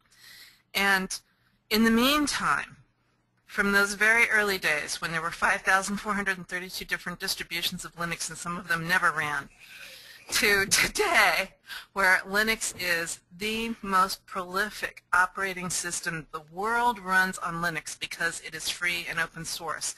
And you've got all of the servers all over the world. I mean, there's a few of them that run Windows, but by and large, most of them run Linux.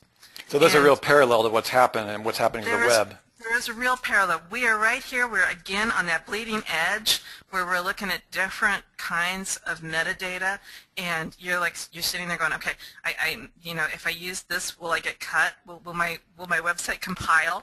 And if I use this, will my website? You're like, okay, which tool do I use? Because I saw those questions coming along, like which tool is the better tool to use? And I'm like, well, we're working on all of that, okay? We're working on getting some of these, some of the metadata actually plugged into our plugin to help you get started. We've played this last week with most nearly every plugin out there. We've still got a few that we haven't tried. And so far, we have not found a plugin that meets our standards. Okay? Did I say sucks? Sorry. No, you didn't. So, so we haven't found one that meets our standards, but we want to make you aware of what's coming. We want to open your mind to these ideas, because it's going to take a minute for you to stop thinking about spam and inbound links and ranking on Google and slowly switch over to, oh, you mean that if I mark my data up, somebody can come and find me directly without a search engine? Yeah, exactly. Oh my goodness gracious. Yeah, let's talk about that, because that's weird. Like, I still don't even get what you're saying. So come and find you without a search engine. You're going to have to explain that more. Also, can you give me a parallel that's kind of similar but not similar? I know there's a hard to do metaphors on this, but like, you know how Google lets everybody, part of the reason that videos can't go wrong is because you're pretty much distributing Google's data universally, which is why video ranking via engagement rank. So they have a share function, and people who don't want to share it, they just type that, they just turn it off so you can't share it. Is there any kind of parallel with like getting your data marked up so the world can use it and it getting stolen and put everywhere? It won't get stolen. Okay, that's not the word, but I need a metaphor for something. Let me give you a metaphor. Let me give you a metaphor. Back in 1995, when I was doing my first distribution of Linux, and we came up with, we finally had our first server come up, and we had www, and we had Veronica, and we had FTP, and we had all these really cool things. I went to a bookstore, and I got a book that gave me a list of all the www sites on the world. There were no search engines, okay? I would sit down with my book, and I would type in http://www into my very first browser, right? www.whatever site I'm going to, .com/da-da-da-da-da-da-da-da. And you have to type it in without making an error, because there's no place to go and click on a link. Hypertext wasn't really there yet. There were no search engines. So the very first time I saw a search engine, I think it was Alta Vista or something like that, like way back in the day, right? And it was like, oh my goodness gracious, I can do a search. Like, it's not just like somebody came up with a list of websites now that were like HTTP that like have links to other sites, but this was like actually a search engine where I could put in a keyword and I can get all of these sites back. This is the same kind of huge hyper jump, okay? Yeah. But give us software. But give us a practical interface, because you said something which really is just blowing everybody's mind. Okay. Okay. Like, they might be able to find you without a search engine. Give me an exact. I'm sitting in front of my computer. What the hell do you mean? It's like when I finally had a search engine, I didn't need a book. That's what I'm talking about. Now you're not going to need a search engine. There's going to be another piece of software out there that's going to find exactly what you're looking for based on your parameters. You remember we were talking about your specific filter parameters? Okay, let me try it again. I'm sitting at my guys. Let me answer that for you, Russell. I'm sitting at my computer. I turn it on. I'm sitting there, and I'm not going to open a search engine. How do I find the data? What you're going to use in a filter that is developed for you by someone else is a language called Sparkle, and we covered that a little bit earlier. We glossed over it with RDF and Sparkle, the PHP MySQL. Sparkle is the language that talks directly to the web of data. I'm sitting in front of my computer. What do I do? Well, depending on what you've got, think of it exactly the same as what you've got, but you type into the browser and you contact the web directly using Sparkle as a language in the back end. So my browser might open to a whole different universe, and it's not Google. Right. Yes. That helps. See, I'm just trying to get really practical, because we have a lot of people asking these questions. We can't visualize the world without Google in our lives as the start page, right? And like where this is going to go, one of the diagrams that we had up that we didn't go into a great deal, it's talking about the next iteration beyond where we sit right now is the web will actually be an operating system. Got it. That is huge. That's what I wanted you to go with, Sue. So what we're saying is like basically what's being built is the most ubiquitous open source operating system that mankind has ever seen. Yes. For the benefit of mankind. For the benefit of mankind. That's not driven by specific profit margin, but a collaboration of conglomerates that have to have standards. By everybody. Everyone on this call can contribute to it. Got it. Yeah. Okay. And everybody's an equal. The government doesn't get to outweigh Google, doesn't get to outweigh you. And how and why is that? Because everybody has an equal voice. Everybody is an authority in their own right, unless they choose to abuse the system and be outcast. So it's fair to say that it's a self-regulating, self-organized system, recursive in nature. Those of you know who the word recursive, almost conscious by default because it must be existentially in order to create purity by default. Yes, exactly. Okay, excellent. Does everyone understand that? Put 1. Put 1 if you get what I just said, because it's the end of the world as we know it. It is the new world. You can call it the New World Order, or you can call it a brave new world. We don't really care which polarity you go to, but we've been predicting this for about 10 years, right? Sue, we talked about this in 2006. Yeah. So this is, Sue's been talking, like Hayden says the F word. I agree, Mike. Like, don't sweat it. I agree. So the cool thing is I would like to do one thing here just to rescue I don't need to rescue anything, but to kind of come out of the ivory tower and like drop back down onto the ground here, because this isn't actually that far away. What I'd like to say is we are going to give you all the tools that you need so that you can, because Brian, one of our certified advisors, Brian, asked a really great question. What do I do on Monday morning, right? if I walk out to my, he starts talking about, rushing over to his clients on Monday morning and stuff. No. That's not what we're saying. No. There's a reason why this is closed. Like, I was very, very specific, members only. We did not put this out to anybody who wasn't a member because I don't want to start another panic attack. This is the beginning. You're hearing it today. People will not be talking about this on the internet for at least another 6 months, probably longer, right? It's because we take a particular scientific approach to things. We like to do research. We read hairy stuff that nobody else really wants to read. And, and we're aware of where everything sits right now in this tipping point, and we want to make you guys aware of where it's going so that you can be armed with the knowledge, and as the tools become available you can implement them and you can be ahead of everybody else. So here's some practical feedback. Yes, we have RDF being implemented, and we'll keep you apprised in the many updated versions of the plugin coming out that you can use for clients hand over fist, and you can actually put that on your website that you're part of a standard, and that's us. We're going to work together as a community. Our community is getting really strong because we're really the only one doing this type of stuff. The other thing is there's services that you might have running in the background that you might want to end. I'm willing to put my name behind that, and that is if something feels like spam, feels like automation, feels like useless and not regulated, not really related stuff, you may want to strongly either consider or write us about it or just stop. Just avoid it. If you're making most of your money from doing major backlink spam, or you're creating auto blogs that have no real curation or remix or especially lots of content spinning. There's a reason we didn't put content spinning in our silo plugin automation. We use video instead because of how it relates to Google standards. Stop doing that stuff.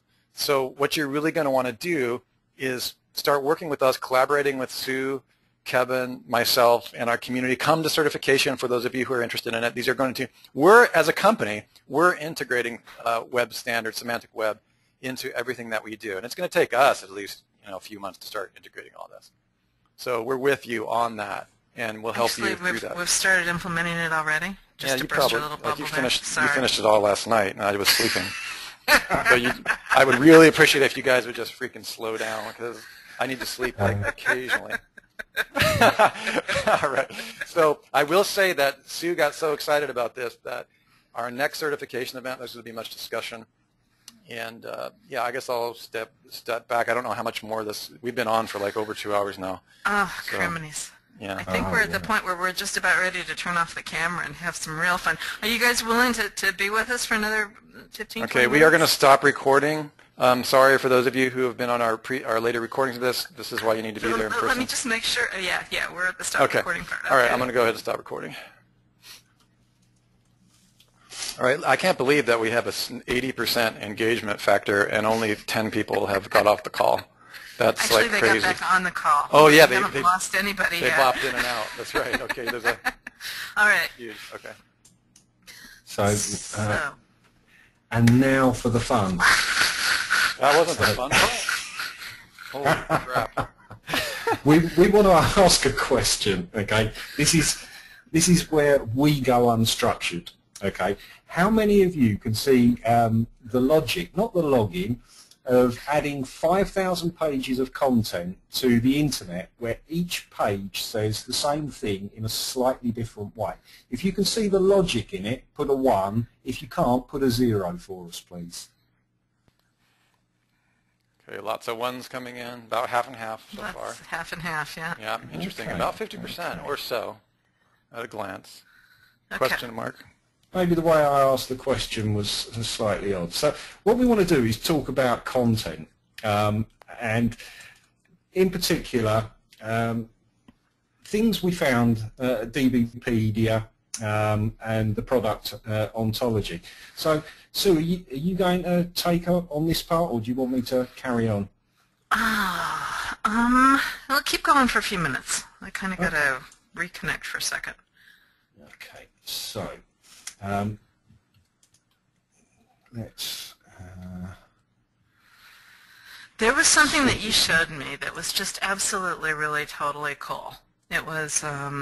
This is where we go unscripted, and you're going to ask me to go into different parts, isn't it? I am. Okay. Yes. So there was the product ontology. Let's show them that first. Okay. This just is, as I pull it up. Yeah, just as you brought that up, I'm going to ask you to go someplace else. Just leave that in the tab. It's okay. Well, the reason that I want to start with product ontology is because this is where the rubber meets the road. This is actually, like, for you guys who have got products, you're going to get really excited about this. So the product ontology, we've gone over the fact that lots of people in lots of places have been working together to make your life easier. And essentially, what's happened is that there is an ontology for e-commerce, which means that the products that you sell have already or probably been described so that the web actually knows what you're talking about. And as an example, we'll use these here. Let's say you are selling a manure spreader. Within I have two of those. Yeah, well, you know, we can go to soldering iron or a racing bicycle, but the whole point is that if you start putting this type of markup into your pages, you have a product and it is already defined, you are already light years ahead of your competition, because here you can see a defined description that the web already understands about a muck spreader. So if you you sell muck spreaders and they're $10,000–$15,000 and you just want the web to know about it, you essentially just need to put the link back to what the web knows about a manure spreader. So at the product ontology .org, okay, it shows you how you can find your own reference point that the web understands about the product you are selling. And essentially, if it's in Wikipedia, it's available to you in the productontology.org, which goes back to what we were saying earlier about you are able to create and add to the web of things. If your product doesn't exist and you are on Wikipedia as a member, you can create a definition for your product at Wikipedia. And at some point, that definition will be absorbed by the web into the product ontology so that you can describe precisely to the web what it is you're selling.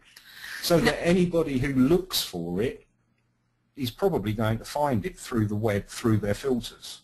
You were going to say something, Sue? Yes. So I don't know how many of you guys, I know that there's at least some of you on the call because I know I've talked to some of you, who have gone through the pains of putting together an e-commerce site, and you've worked with some kind of CMS like Magento, and you end up spending a lot of money with your coders getting the descriptions for your products into the CMS so that they can be displayed. And once you've gotten them there, you've got to make sure that the page that loads is different from everybody else who's using exactly that same XML because, or CSV, because otherwise it's dupe content, right? All of this is going bye-bye because now all you have to do is mark it up. You're selling a hammer, you mark it up like a hammer, you reference this ontology, it knows what a hammer is. You'll be able to have the software that will allow you in your catalog so that if somebody doesn't know what a hammer is, they can cursor over it or they can click on it or whatever, and it's going to pull that content right from the RDF.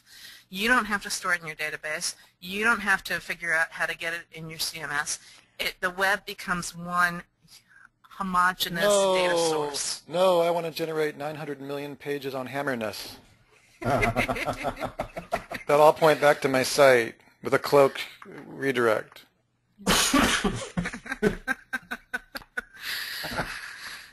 So now, okay, so let's just say for a second now the reason why you want to have 5,432 pages that all link back to your hammerness is so that you outrank the other people who are selling hammers.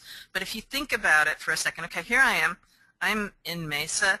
I'm just south of the highway, and I need a hammer. My hammer just broke, and I need to hammer this thing, and I got to get a hammer. And so I whip out my little iPhone, and I go looking for a hammer. I need a 4-pound hammer in order to do this job, and I want to drive as small a distance as possible, and it needs to be open right now, and it's 10 o'clock at night, and you're going to tell me the one Ace Hardware store that's open until 11 p.m., right? Yeah. So I've immediately defined it because I need it right now, and it knows where I am, and it knows what time it is locally, and it knows the time of all of the stores because all of the stores around me have got their hours marked up in RDF, right? It can tell me immediately right now what store I need to go to and what street I have to turn on to in order to get there and get back, and that I can be back hammering away again in 10.2 minutes. Yep. Or Walmart, yeah, very funny. I can actually say that I don't like Walmart because of their political whateversness, and it'll find me the next store that agrees with my politicalness. Yep. Fair enough. I mean, this is crazy. Right. Like, this is crazy. It's not like the products are even going to control your filters because your filters will be added to the products that you're looking for, guys. See what I'm saying? Exactly. It's so complex that you might as well just, like, walk away and have a cup of tea and really just, look at the sunset for an hour and think about this. And then come back and decide what you're going to do. Because it's huge. It's just so cool. All right. So what I'm going to do now is, what we want to do is also show you. Have you got a page that I can use, Sue, or shall I? Oh, yeah. Let me throw you a page. Hang on. Not that one. Yeah, that one. Wait. That one. Okay. No. Wait. No. Wait. No. Wait. Dang. Wait. I closed it. Hang on. I'm Just a waiting.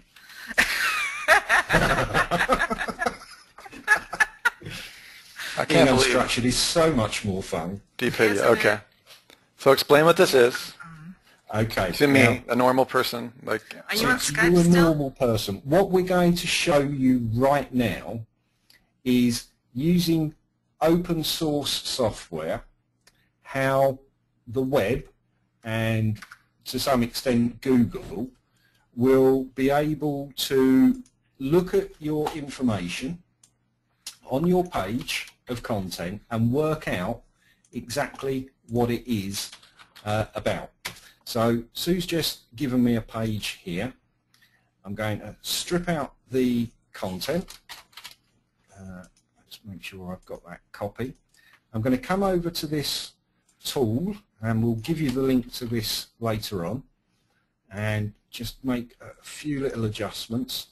I'm going to go for everything. I'm going to select some different types that I want to see what the web knows about that particular piece of content that I just put in, and then I'm going to annotate it. So what this is, in a word, is entity extraction, finding out the meaning of your existing content. And you can see there that this has just processed the data, and it's got a reference to natural language processing. So NLP is about natural language processing. Computer science, it's given us all of these different options based on the 2 complete data sets from DBpedia, Wikipedia, so that we can choose the specific meaning. What else is it? Latent semantic analysis, LSA. It's pulled out matrix, so a co-occurrent matrix. Choose the appropriate option. Slow down, slow down, slow down. All right, go back to NLP for a second. Yep. Now, NLP actually has many different meanings because Russ uses one and I use another one, right? So what's your definition for NLP, Russ? Neurolinguistics programming. Exactly. Now, it did not pull that back even as a single option because it's looking at the article as a whole, and it knows that I'm not talking about neurolinguistic processing in any way, shape, or form, but I am talking about natural language processing. So every single option that's there is about natural language processing. Now, computer science is an incredibly broad term. It recognizes computer science, but it's suggesting that I use one of the more specific options for computer science that's more linguistically oriented, right? So it gives you a whole bunch of options there, and you can choose one of those. So I was really, really, really impressed when Kev showed me this because I'm like, holy goo goo goo goo. The same thing with mathematic analysis. Yes, I just said holy goo goo goo goo. The same thing with mathematical analysis. It's a very broad term. I don't think I've ever heard you say that before. No, Can you say it again? That was really good. No, don't do it again. All right, so mathematic analysis is the same thing. It's a very broad term, and I'm using it in a very specific way, and so it's offering me, you know, which definition are you really wanting to use. So anyway, okay, I'll shut up now. Thank you. You got it. So what we're going to do now, you can try this. We have not tried this. We're going to make this abundantly clear up front that we haven't tried this. But with a little bit of thinking, you can highlight the results that you have, and you can find perfectly annotated content that you could essentially, once you've tidied it up, and this is a manual process unless you happen to work something out, and you can replace the content of a page on your site with a heavily annotated document that is referencing known sources on the web to verify what your page is about, or at least give a really good indication of what it is about to the web. So this particular tool, you know, it's a beginning. That's all it is. Google is doing the same kind of thing over your content, and this is how they extract the meaning from your existing content. And this is how easy it will be for Google to spot your web spam and do something about it. Is Humzilla real? Pretty much. Yeah. So what would you do if, you know, sort of you can mark up your data that way? We'll give you the link. We'll explain, we haven't written this up, how you can do it one page at a time. There will probably be, and there are other companies that do this commercially already for existing sites. We're going to try and get some contact with them for those of you that need big deals. You know, you've got big sites full of quality information. There's commercial solutions available. But what you can do now, we will give you the link, and you can start going through your content and deciding for yourself, is the web understanding the same thing as you're trying to say. Okay, now, did you want to add anything to that, Russ? Guys, we have an interesting question, and this is the second time this has come through, so I want to nip it in the bud right now. Okay. Somebody asked, is this kind of like Netflix preferred this, or Amazon's, if you like this, you like, like what Sue and I call behavioral indexing? Like, totally not. It's not that. The filters that we talk about, where you'll be able to define a filter, that's a little bit like Netflix. Yeah. But in terms of like the ontologies and the definitions, absolutely not. Well, I mean, the thing being met is I find Netflix filter like absolutely atrocious, and I agree with Troy when he's talking about it. Like, so he brings up a valid question. Like, what makes these filters better than the perfectly awful and horrific filters of companies like Netflix? That's a really tough question to answer. Part of that will be that many of the companies that are out there that haven't already marked their own data up and shared it in an open way, one of the logistical issues they've got is that they're using older PCs, older software, older servers. And to some extent, to get the best from this, you need to retool and use different operating systems to make it work. In a technical term, these older companies are still using relational databases, and the Semantic web uses some. Yeah, that's really the point that I wanted to get at. To me, the answer is very simple, so I'll give it a shot. Netflix and behavioral indexes, they're using their own individual database. They're not using linked data that's web-wide. So that's what I'm really trying to say, Troy, when I said it's perfectly awful. Sue and I actually wrote a paper. I was so mad at Netflix's video suggestions for me. And then you also have 4 or 5 people on one account, right? You share an account with your kids. That's not what I'm talking about, okay? They're terrible in general. I mean, they just are. Like, for example, you can't even alter the preferences. And that's not any people's business, Sue. I don't want people talking about my Netflix account. I'm sorry, but I'm just trying to point out that's not the point. That's not the point. Netflix is terrible. I'm talking professionally, my observation, my analysis of their index. It's terrible because you can't even set the data. Like, you can't even decide. They tell you, we give you this because you watched that. Like, if you go into it, you can't even look deeper into the database and set parameters. I mean, you got to dig to find the data. Anybody's ever using Netflix, it's really, really bad. All right, just you can't make preferences. Pandora is much more granular in that regard. Yeah, it's much better. Okay, but that's not my point. My point is that when you and I started talking about behavioral indexing in 2006, when Amazon was first starting it, back when they still had statistically improbable phrases in their database and everything else, right, is that they're using the data. Amazon is more and more precise because their database got bigger and bigger, folks, where they became like a godlike entity that can connect all the data. They really worked hard to connect all of these different products, services, your behavior. It's a really, really, really massive system inside. So I guess that's what I'm really saying is that the filters that we're talking about connect all kinds of linked data that these current services do not. All right? That makes a huge difference to me because they're talking about behaviors, products, services, other linked data around the web that everybody else is continuing to collaborate with.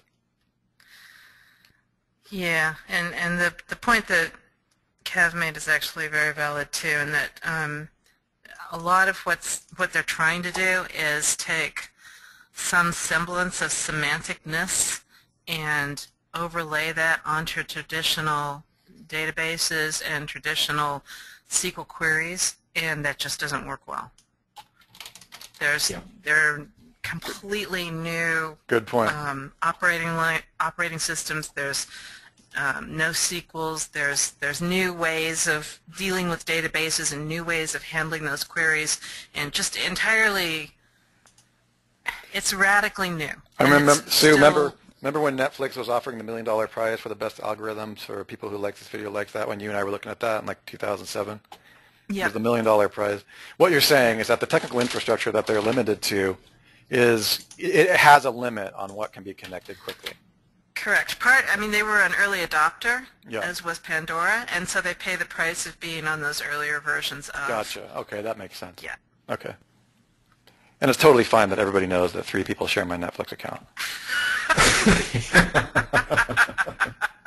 Jeez Louise. So, are there any other questions, you guys?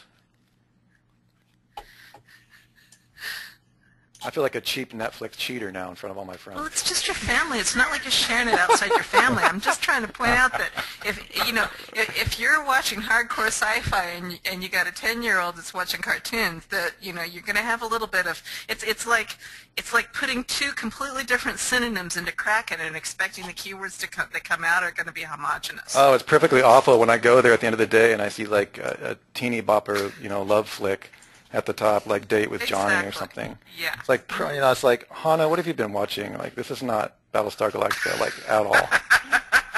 There's no hardcore science fiction here at all, yeah. So let's stop talking about Netflix for a minute. What? Well, I was just wondering, would people that are on this call like to know where they can begin to explore some of the free data that is out there for them to use and reuse? Can you give us a 1 if you'd like a starting place?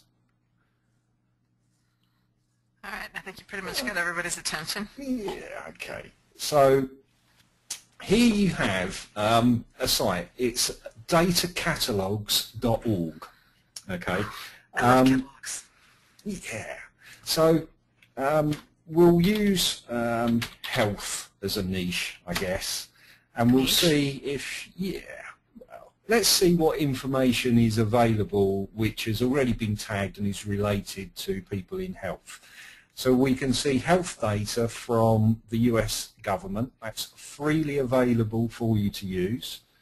The Global Health Data Exchange, open software, learning partnership, and you just click through, and this is telling you that you have to go to healthdata.gov to go and get your data. There's the person that put this in, so you've got a verified person that's responsible for the data. And this is pretty much where your starting point is going to be for going and finding data. And you might have to go and click around the site to find it. Open data is available to you to use from the US government, the UK government. They've both got data portals. And I just shot Sue a link which, if you can ping that out to everyone, it's another video from TED of when Tim Berners-Lee in 2011, I think it was, asked everyone to start publishing their data in an open manner. And in this video, it's going to give you an idea of what you can do to increase the perceived value of your existing websites when you take this information. And within that video is a link where Tim took published data about bicycle accidents in London, combined it with geo names and the postcode locations and maps, and was then able to produce a graphic that explained really quickly where, in a visual way, where there were the most accidents on a push bike, and the times.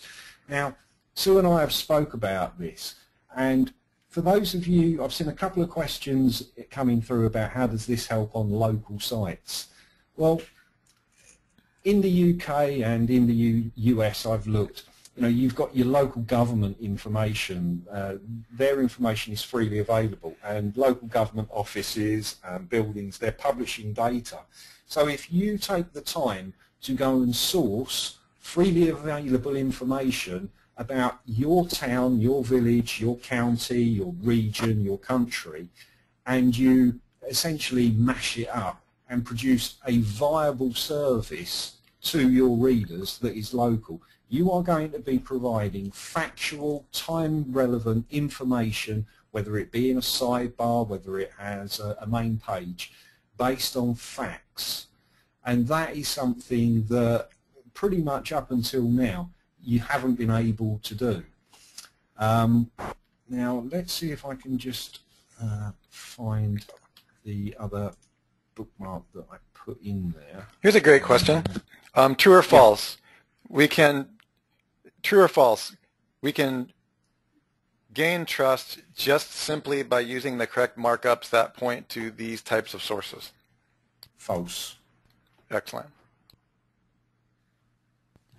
So you can begin to build your trust, but if you know, if I owned Google, and this is the position that I put myself in, and I've explained this, you know, sort of to Sue and yourself, that I take the position, if I owned Google, what would I do? And realistically, when Google started, they didn't have available the technology they've got now. So if I owned it, I'd use the regret algorithm, I'd sort of get rid of half of the database and start again. But I'm cruel. You know, Sue has whips, I have a whip with a spike on. So if you go putting on, you know, sort of markup onto your pages, you're not building trust, because unless you've verified who you are with some kind of markup, and Google give you authorship markup and publisher markup to assist Google. Sorry, you lost me at whip with a spike on it. I'm still back there.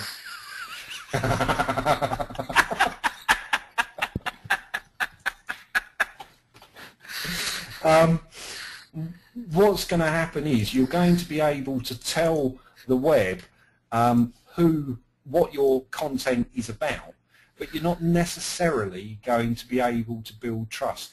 Go back to that semantic web stack.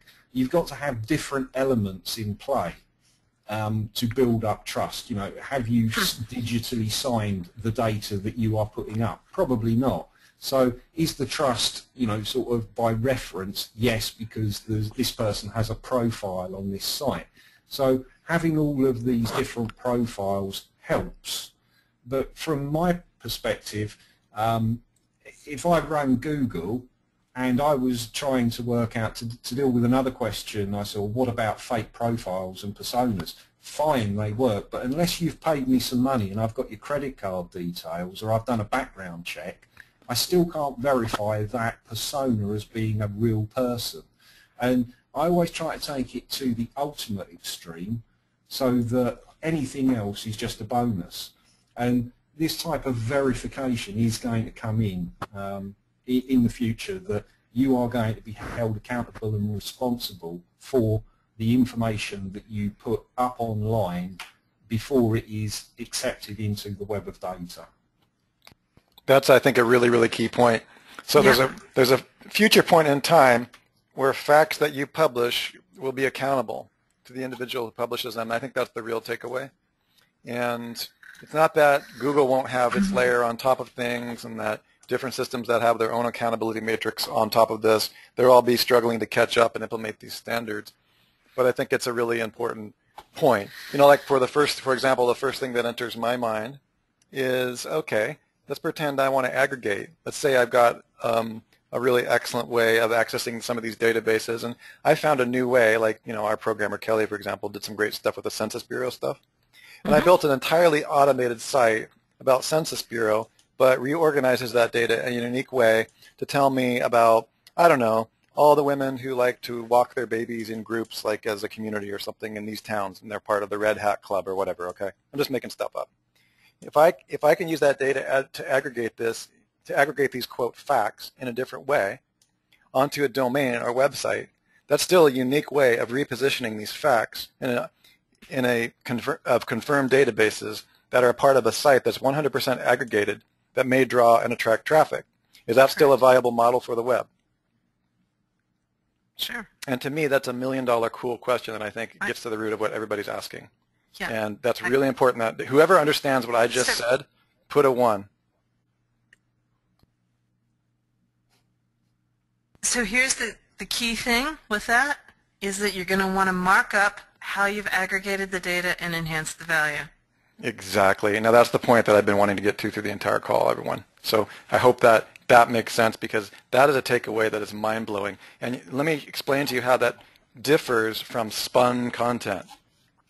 Okay, I don't have to explain to you how it's entirely different. You guys, I don't have to explain to you how that differs from spun content, right? You're using facts instead of gook to generate unique attraction, which enhances what I call engagement rank, and my mentor Bruce Clay also now officially calls it engagement rank, which is increased time on site via engagement and useful information.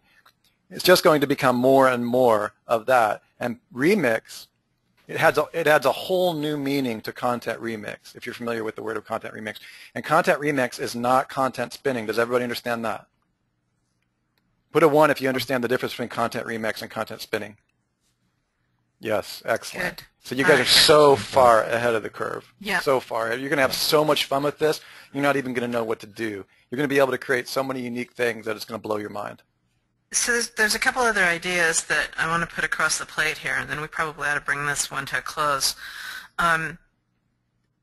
There's the idea, we've talked before about personas, and this is something that I haven't had a chance to investigate yet, but the thing that's been running through my mind when we talk about authorship and really having to present yourself and prove your authorship. From the beginning of time when we've had books, we've had pen names, right, where people didn't want to, for whatever reason, they didn't want to use their real name as the author of a book. And I believe that something like that is still going to be, it has to, in my mind, be available. Yeah. How exactly that's going to work, I don't know yet. I need to investigate. We got to read some more really heavy documents. Yep, it's huge. I mean, we need more coffee, right? I mean, exactly. The real question on everybody's mind when it comes to privacy and the stuff which we've been kind of keeping away from this time is really, what does it have to do with privacy? You know, books like J.J. Luna, How to Stay Invisible. Like, what does this have to do with your straw man and the value fictions that make up a lot of the web? We'll talk about that next time, okay? Exactly. The other thing that I want to address with you guys now, I want to leave an open question for the next time. I want to do a cliffhanger, okay, Kevin and Sue? I want to do a cliffhanger. My cliffhanger is our Nashville event, which I really want you guys to come to if you possibly can, because we are going to talk about this behind closed doors a little bit in Nashville on November 15th. We'll drop the link here before we go so that you guys can come if you're able to come. It's like in the event that we know, let's say I'm a master at RDF, I'm a master at semantic web markup, I know where things are going. I just start my whole, bunch of sites and different, or a site that incorporates all these standards. Let's say I do a site that utilizes Census Bureau data to create something really valuable, right? A new remix that does all that. And then my website becomes very popular because it organizes the facts in a new way, and which complements my business, right? And my business is all marked up as well. What does things like Moz rank, domain authority, page rank, and all the Google confirmed and Google centric and self-interests of Google, what will all of that stuff have to do with anything in the future of my semantic web presence, if anything?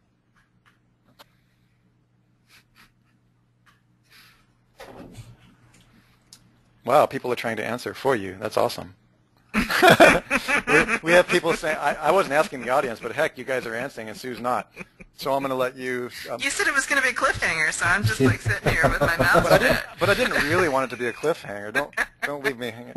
We don't have to leave with a cliffhanger like that. What we can do now is show a high-level example of how, with a bit of thinking, with the technologies we've outlined to you, the type of site that you can come up with and what you can do with it. So that's not what I was asking. I know, but you wanted to leave. I just, you want a cliffhanger. I changed my mind. I don't really want a cliffhanger. I want you to answer that. Okay. So let me end, if you like, on giving you an example of what linked data and using linked data can do for your business and your website if you use it. This is another open site called opencorporates.com. And what you see here is the publicly available information for Goldman Sachs. Now, you've probably all heard of them and you know they're vast. But if I hover over any one of these elements, it automatically shows me the links between the companies that Goldman Sachs directly owns and the links between the money for its subsidiaries and other companies. Okay, very cool. You, with open data, you know, this is of interest to people with finance and money, okay? But for your particular niche that you're in, find the open data and you can come up with really, really good visualizations on how to use it. And I'm sure that you're all going to have wonderful ideas on what to use. No, Audrey, that he's not saying that Goldman Sachs owns the web. He's saying that this is one of the many ways that objects can be used and entities can be used for confirmation and trust and officialized data markup. But that still doesn't answer the question that I asked about the cliffhanger, which you're delicately avoiding. Would you rephrase the question? It's very important. I mean, it's straightforward. All of us are thinking of it. Mike's thinking of it. Several of us, okay? It's really straightforward. I already know, based on the research I've done, all of our new work, that you can use entities to do like Kelley does, who programmed Kraken, for those of you who don't know our Kelley. You know, created a used Census Bureau database. He can mark it up. He can use all that data that's in the archives of facts on the new RDF, gobbledygook, whatever you want to talk about it. And you can use all this official, quote, facts that the universal global cartel has decided are facts. And we can reorganize them in unique ways. This is called content aggregation. It always has been called content aggregation. It doesn't fracking change. So you've got all this stuff. And I have a unique way that Kelley, you, and I came up with to reorganize data, just like you know, Kevin just showed.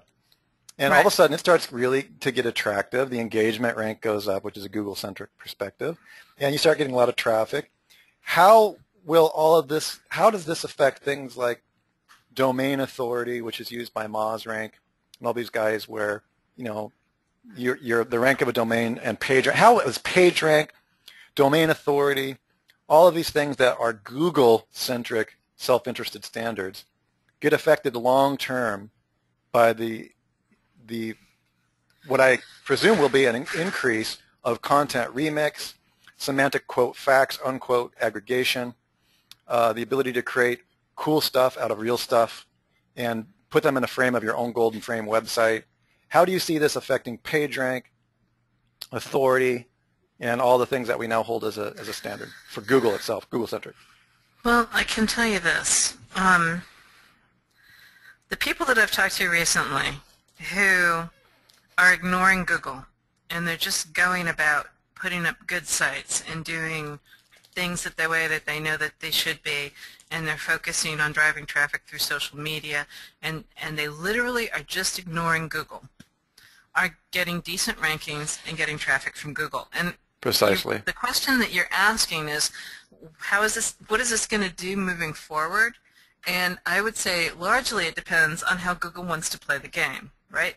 The way that I see them having to adjust their algorithms, like this is just like me thinking about what I would do if I were Google and I'm watching the semantic web come to fruition around me and I have the choice to participate or to become part of the web history. I would be more inclined to adjust my algorithms so that things that the way that we have known it, PageRank and site authority, the way that we have known it, go the way of the world, and the authority that can be proven through the semantic web becomes the authority that I base my foundations on. So the one thing that I will say is that there will be a lot of changes in the next 24 months. It's going to be a huge shift. And I am just curious. You guys know we're a small company. We've got limited number of hours in the day, no matter how much coffee we drink. And there's several different directions in which we're pulled right at the moment. And that we've allocated an amount of time and effort that we want to spend on the semantic web and getting information out to you guys. But after this call, if you guys feel like this is of a huge importance to you and that you guys would be willing to, like, would you want to participate in a more expensive course, like more than just like right now you guys are, I mean, we've got a variety of members on the call, but you know, the minimum price to get on this call is basically the subscription of $47. And so, like, if you guys were interested in a course that was, say, $500, just to throw out a number. If you guys were interested in a course of $500 or $1,000, where we take and throw a whole bunch of time and effort and money into coming up with solutions that you can start providing your clients today, are you guys in a position where you think that this is of that time, or is this still a few months out before you guys would be interested in doing something like that? Give me a 1 if you would be on board with a program like that. There's a lot of people that are interested. Yeah, okay, that's everyone pretty much. We actually have a lot. We've got a few 2s and mostly 1s. Yeah, I'm pretty much saying that we probably should do it, even if nobody knows about it, because it's really. I also hear that. Okay. I hear. Thanks Sue, for the feedback. I appreciate it. Sue, what I heard you saying, I'm going to repeat back what I think I heard you say. Yeah. And again, folks, I do a lot of questions and rhetorical questions mostly because I'm just trying to draw clarity out of these giant brains, Sue and Kelly. Okay. But I want to make sure that I understand what I think you said for real here. You said that there's a high probability, as what Kevin just showed us, as the semantic web and trust, that top of that pyramid we showed early on, right? Yep. And the way those digital hierarchies connect to what trust is becomes more standardized throughout the entire global internet and web. Yep. That Google might very well incorporate those definitions into things like PageRank and domain authority. And by default, because it just makes more sense than a lot of the half-cocked things that they're doing now. But on top of that, I wouldn't say they're half-cocked, they're antiquated. Okay, so they're antiquated. Okay, I'll use antiquated. And that's fine. No, it's great. So you're saying that it's antiquated and they don't work as effectively, and they're just simply going to see that that standard is far more effective, requires far fewer resources, which is something Kevin brought up. Yep. Meaning it's more compressed. That's one thing it's easy to miss, you guys, is that a lot of the stuff that Sue and Kevin have shown you today really take a lot less make it, well, a lot less resources on the Google farm. I mean, you have things now where the whole web is filling up with billions of people trying to. I've heard stories about the web actually running out of resources in terms of bandwidth and different things like that. I mean, Google went down 2 months ago. So this stuff will be easier to compress. It'll be easier, and you're not going to have the spammers out there, because there's no point in spamming. There's no point in having 1,000 different copies of exactly the same piece of content just so that you can get an inbound link, right? So all of that goes away. There's no need to index in the same way that there was. I don't have to go, like, you tell me about your site rather than me going and trying to find you about your site.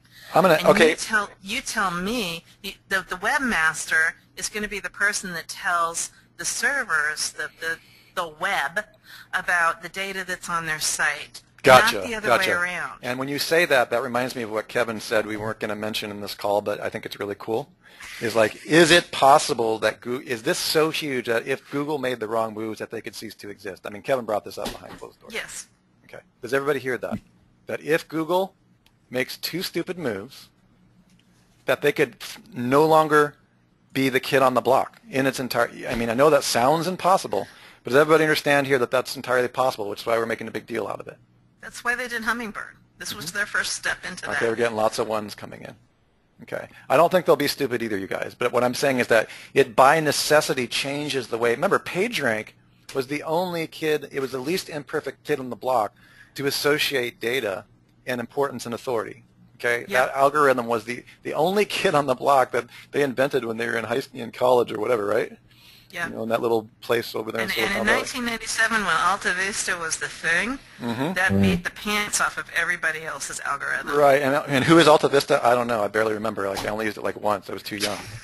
I think that's going to be sort of something that, you know, is the parallel. Alta Vista was the kiddie. Yep. Google came along, Alta Vista changed. And what this you're saying, technology's come along, yep, and Google search could go the same way. Precisely. Yeah. And Mike and everybody else who's really following my thread closely, is what we're saying is that there's no way that they can't adjust PageRank and domain authority. I knew the answer to that, but I was throwing it out because I wanted to sculpt, I wanted you to have the process of what's gone through in my mind. It's important because it's a huge wow. And we're going to talk more about this at the live event. I'm going to drop the live event thing here in the thing. I'm going to shut up and let Sue close this off.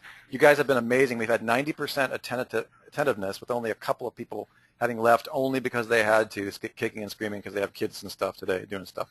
So really, really good. Sue, do you want to wrap this thing up?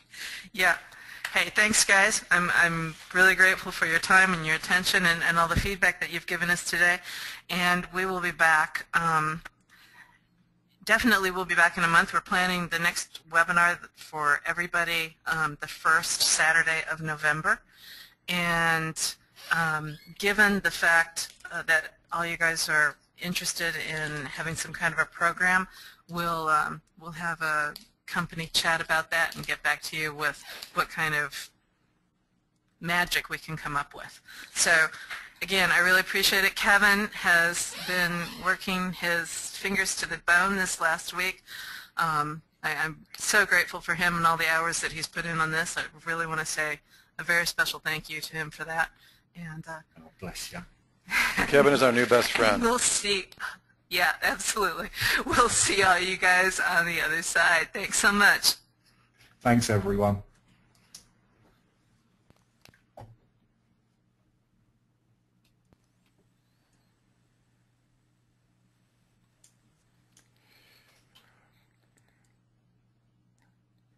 Okay, looks like we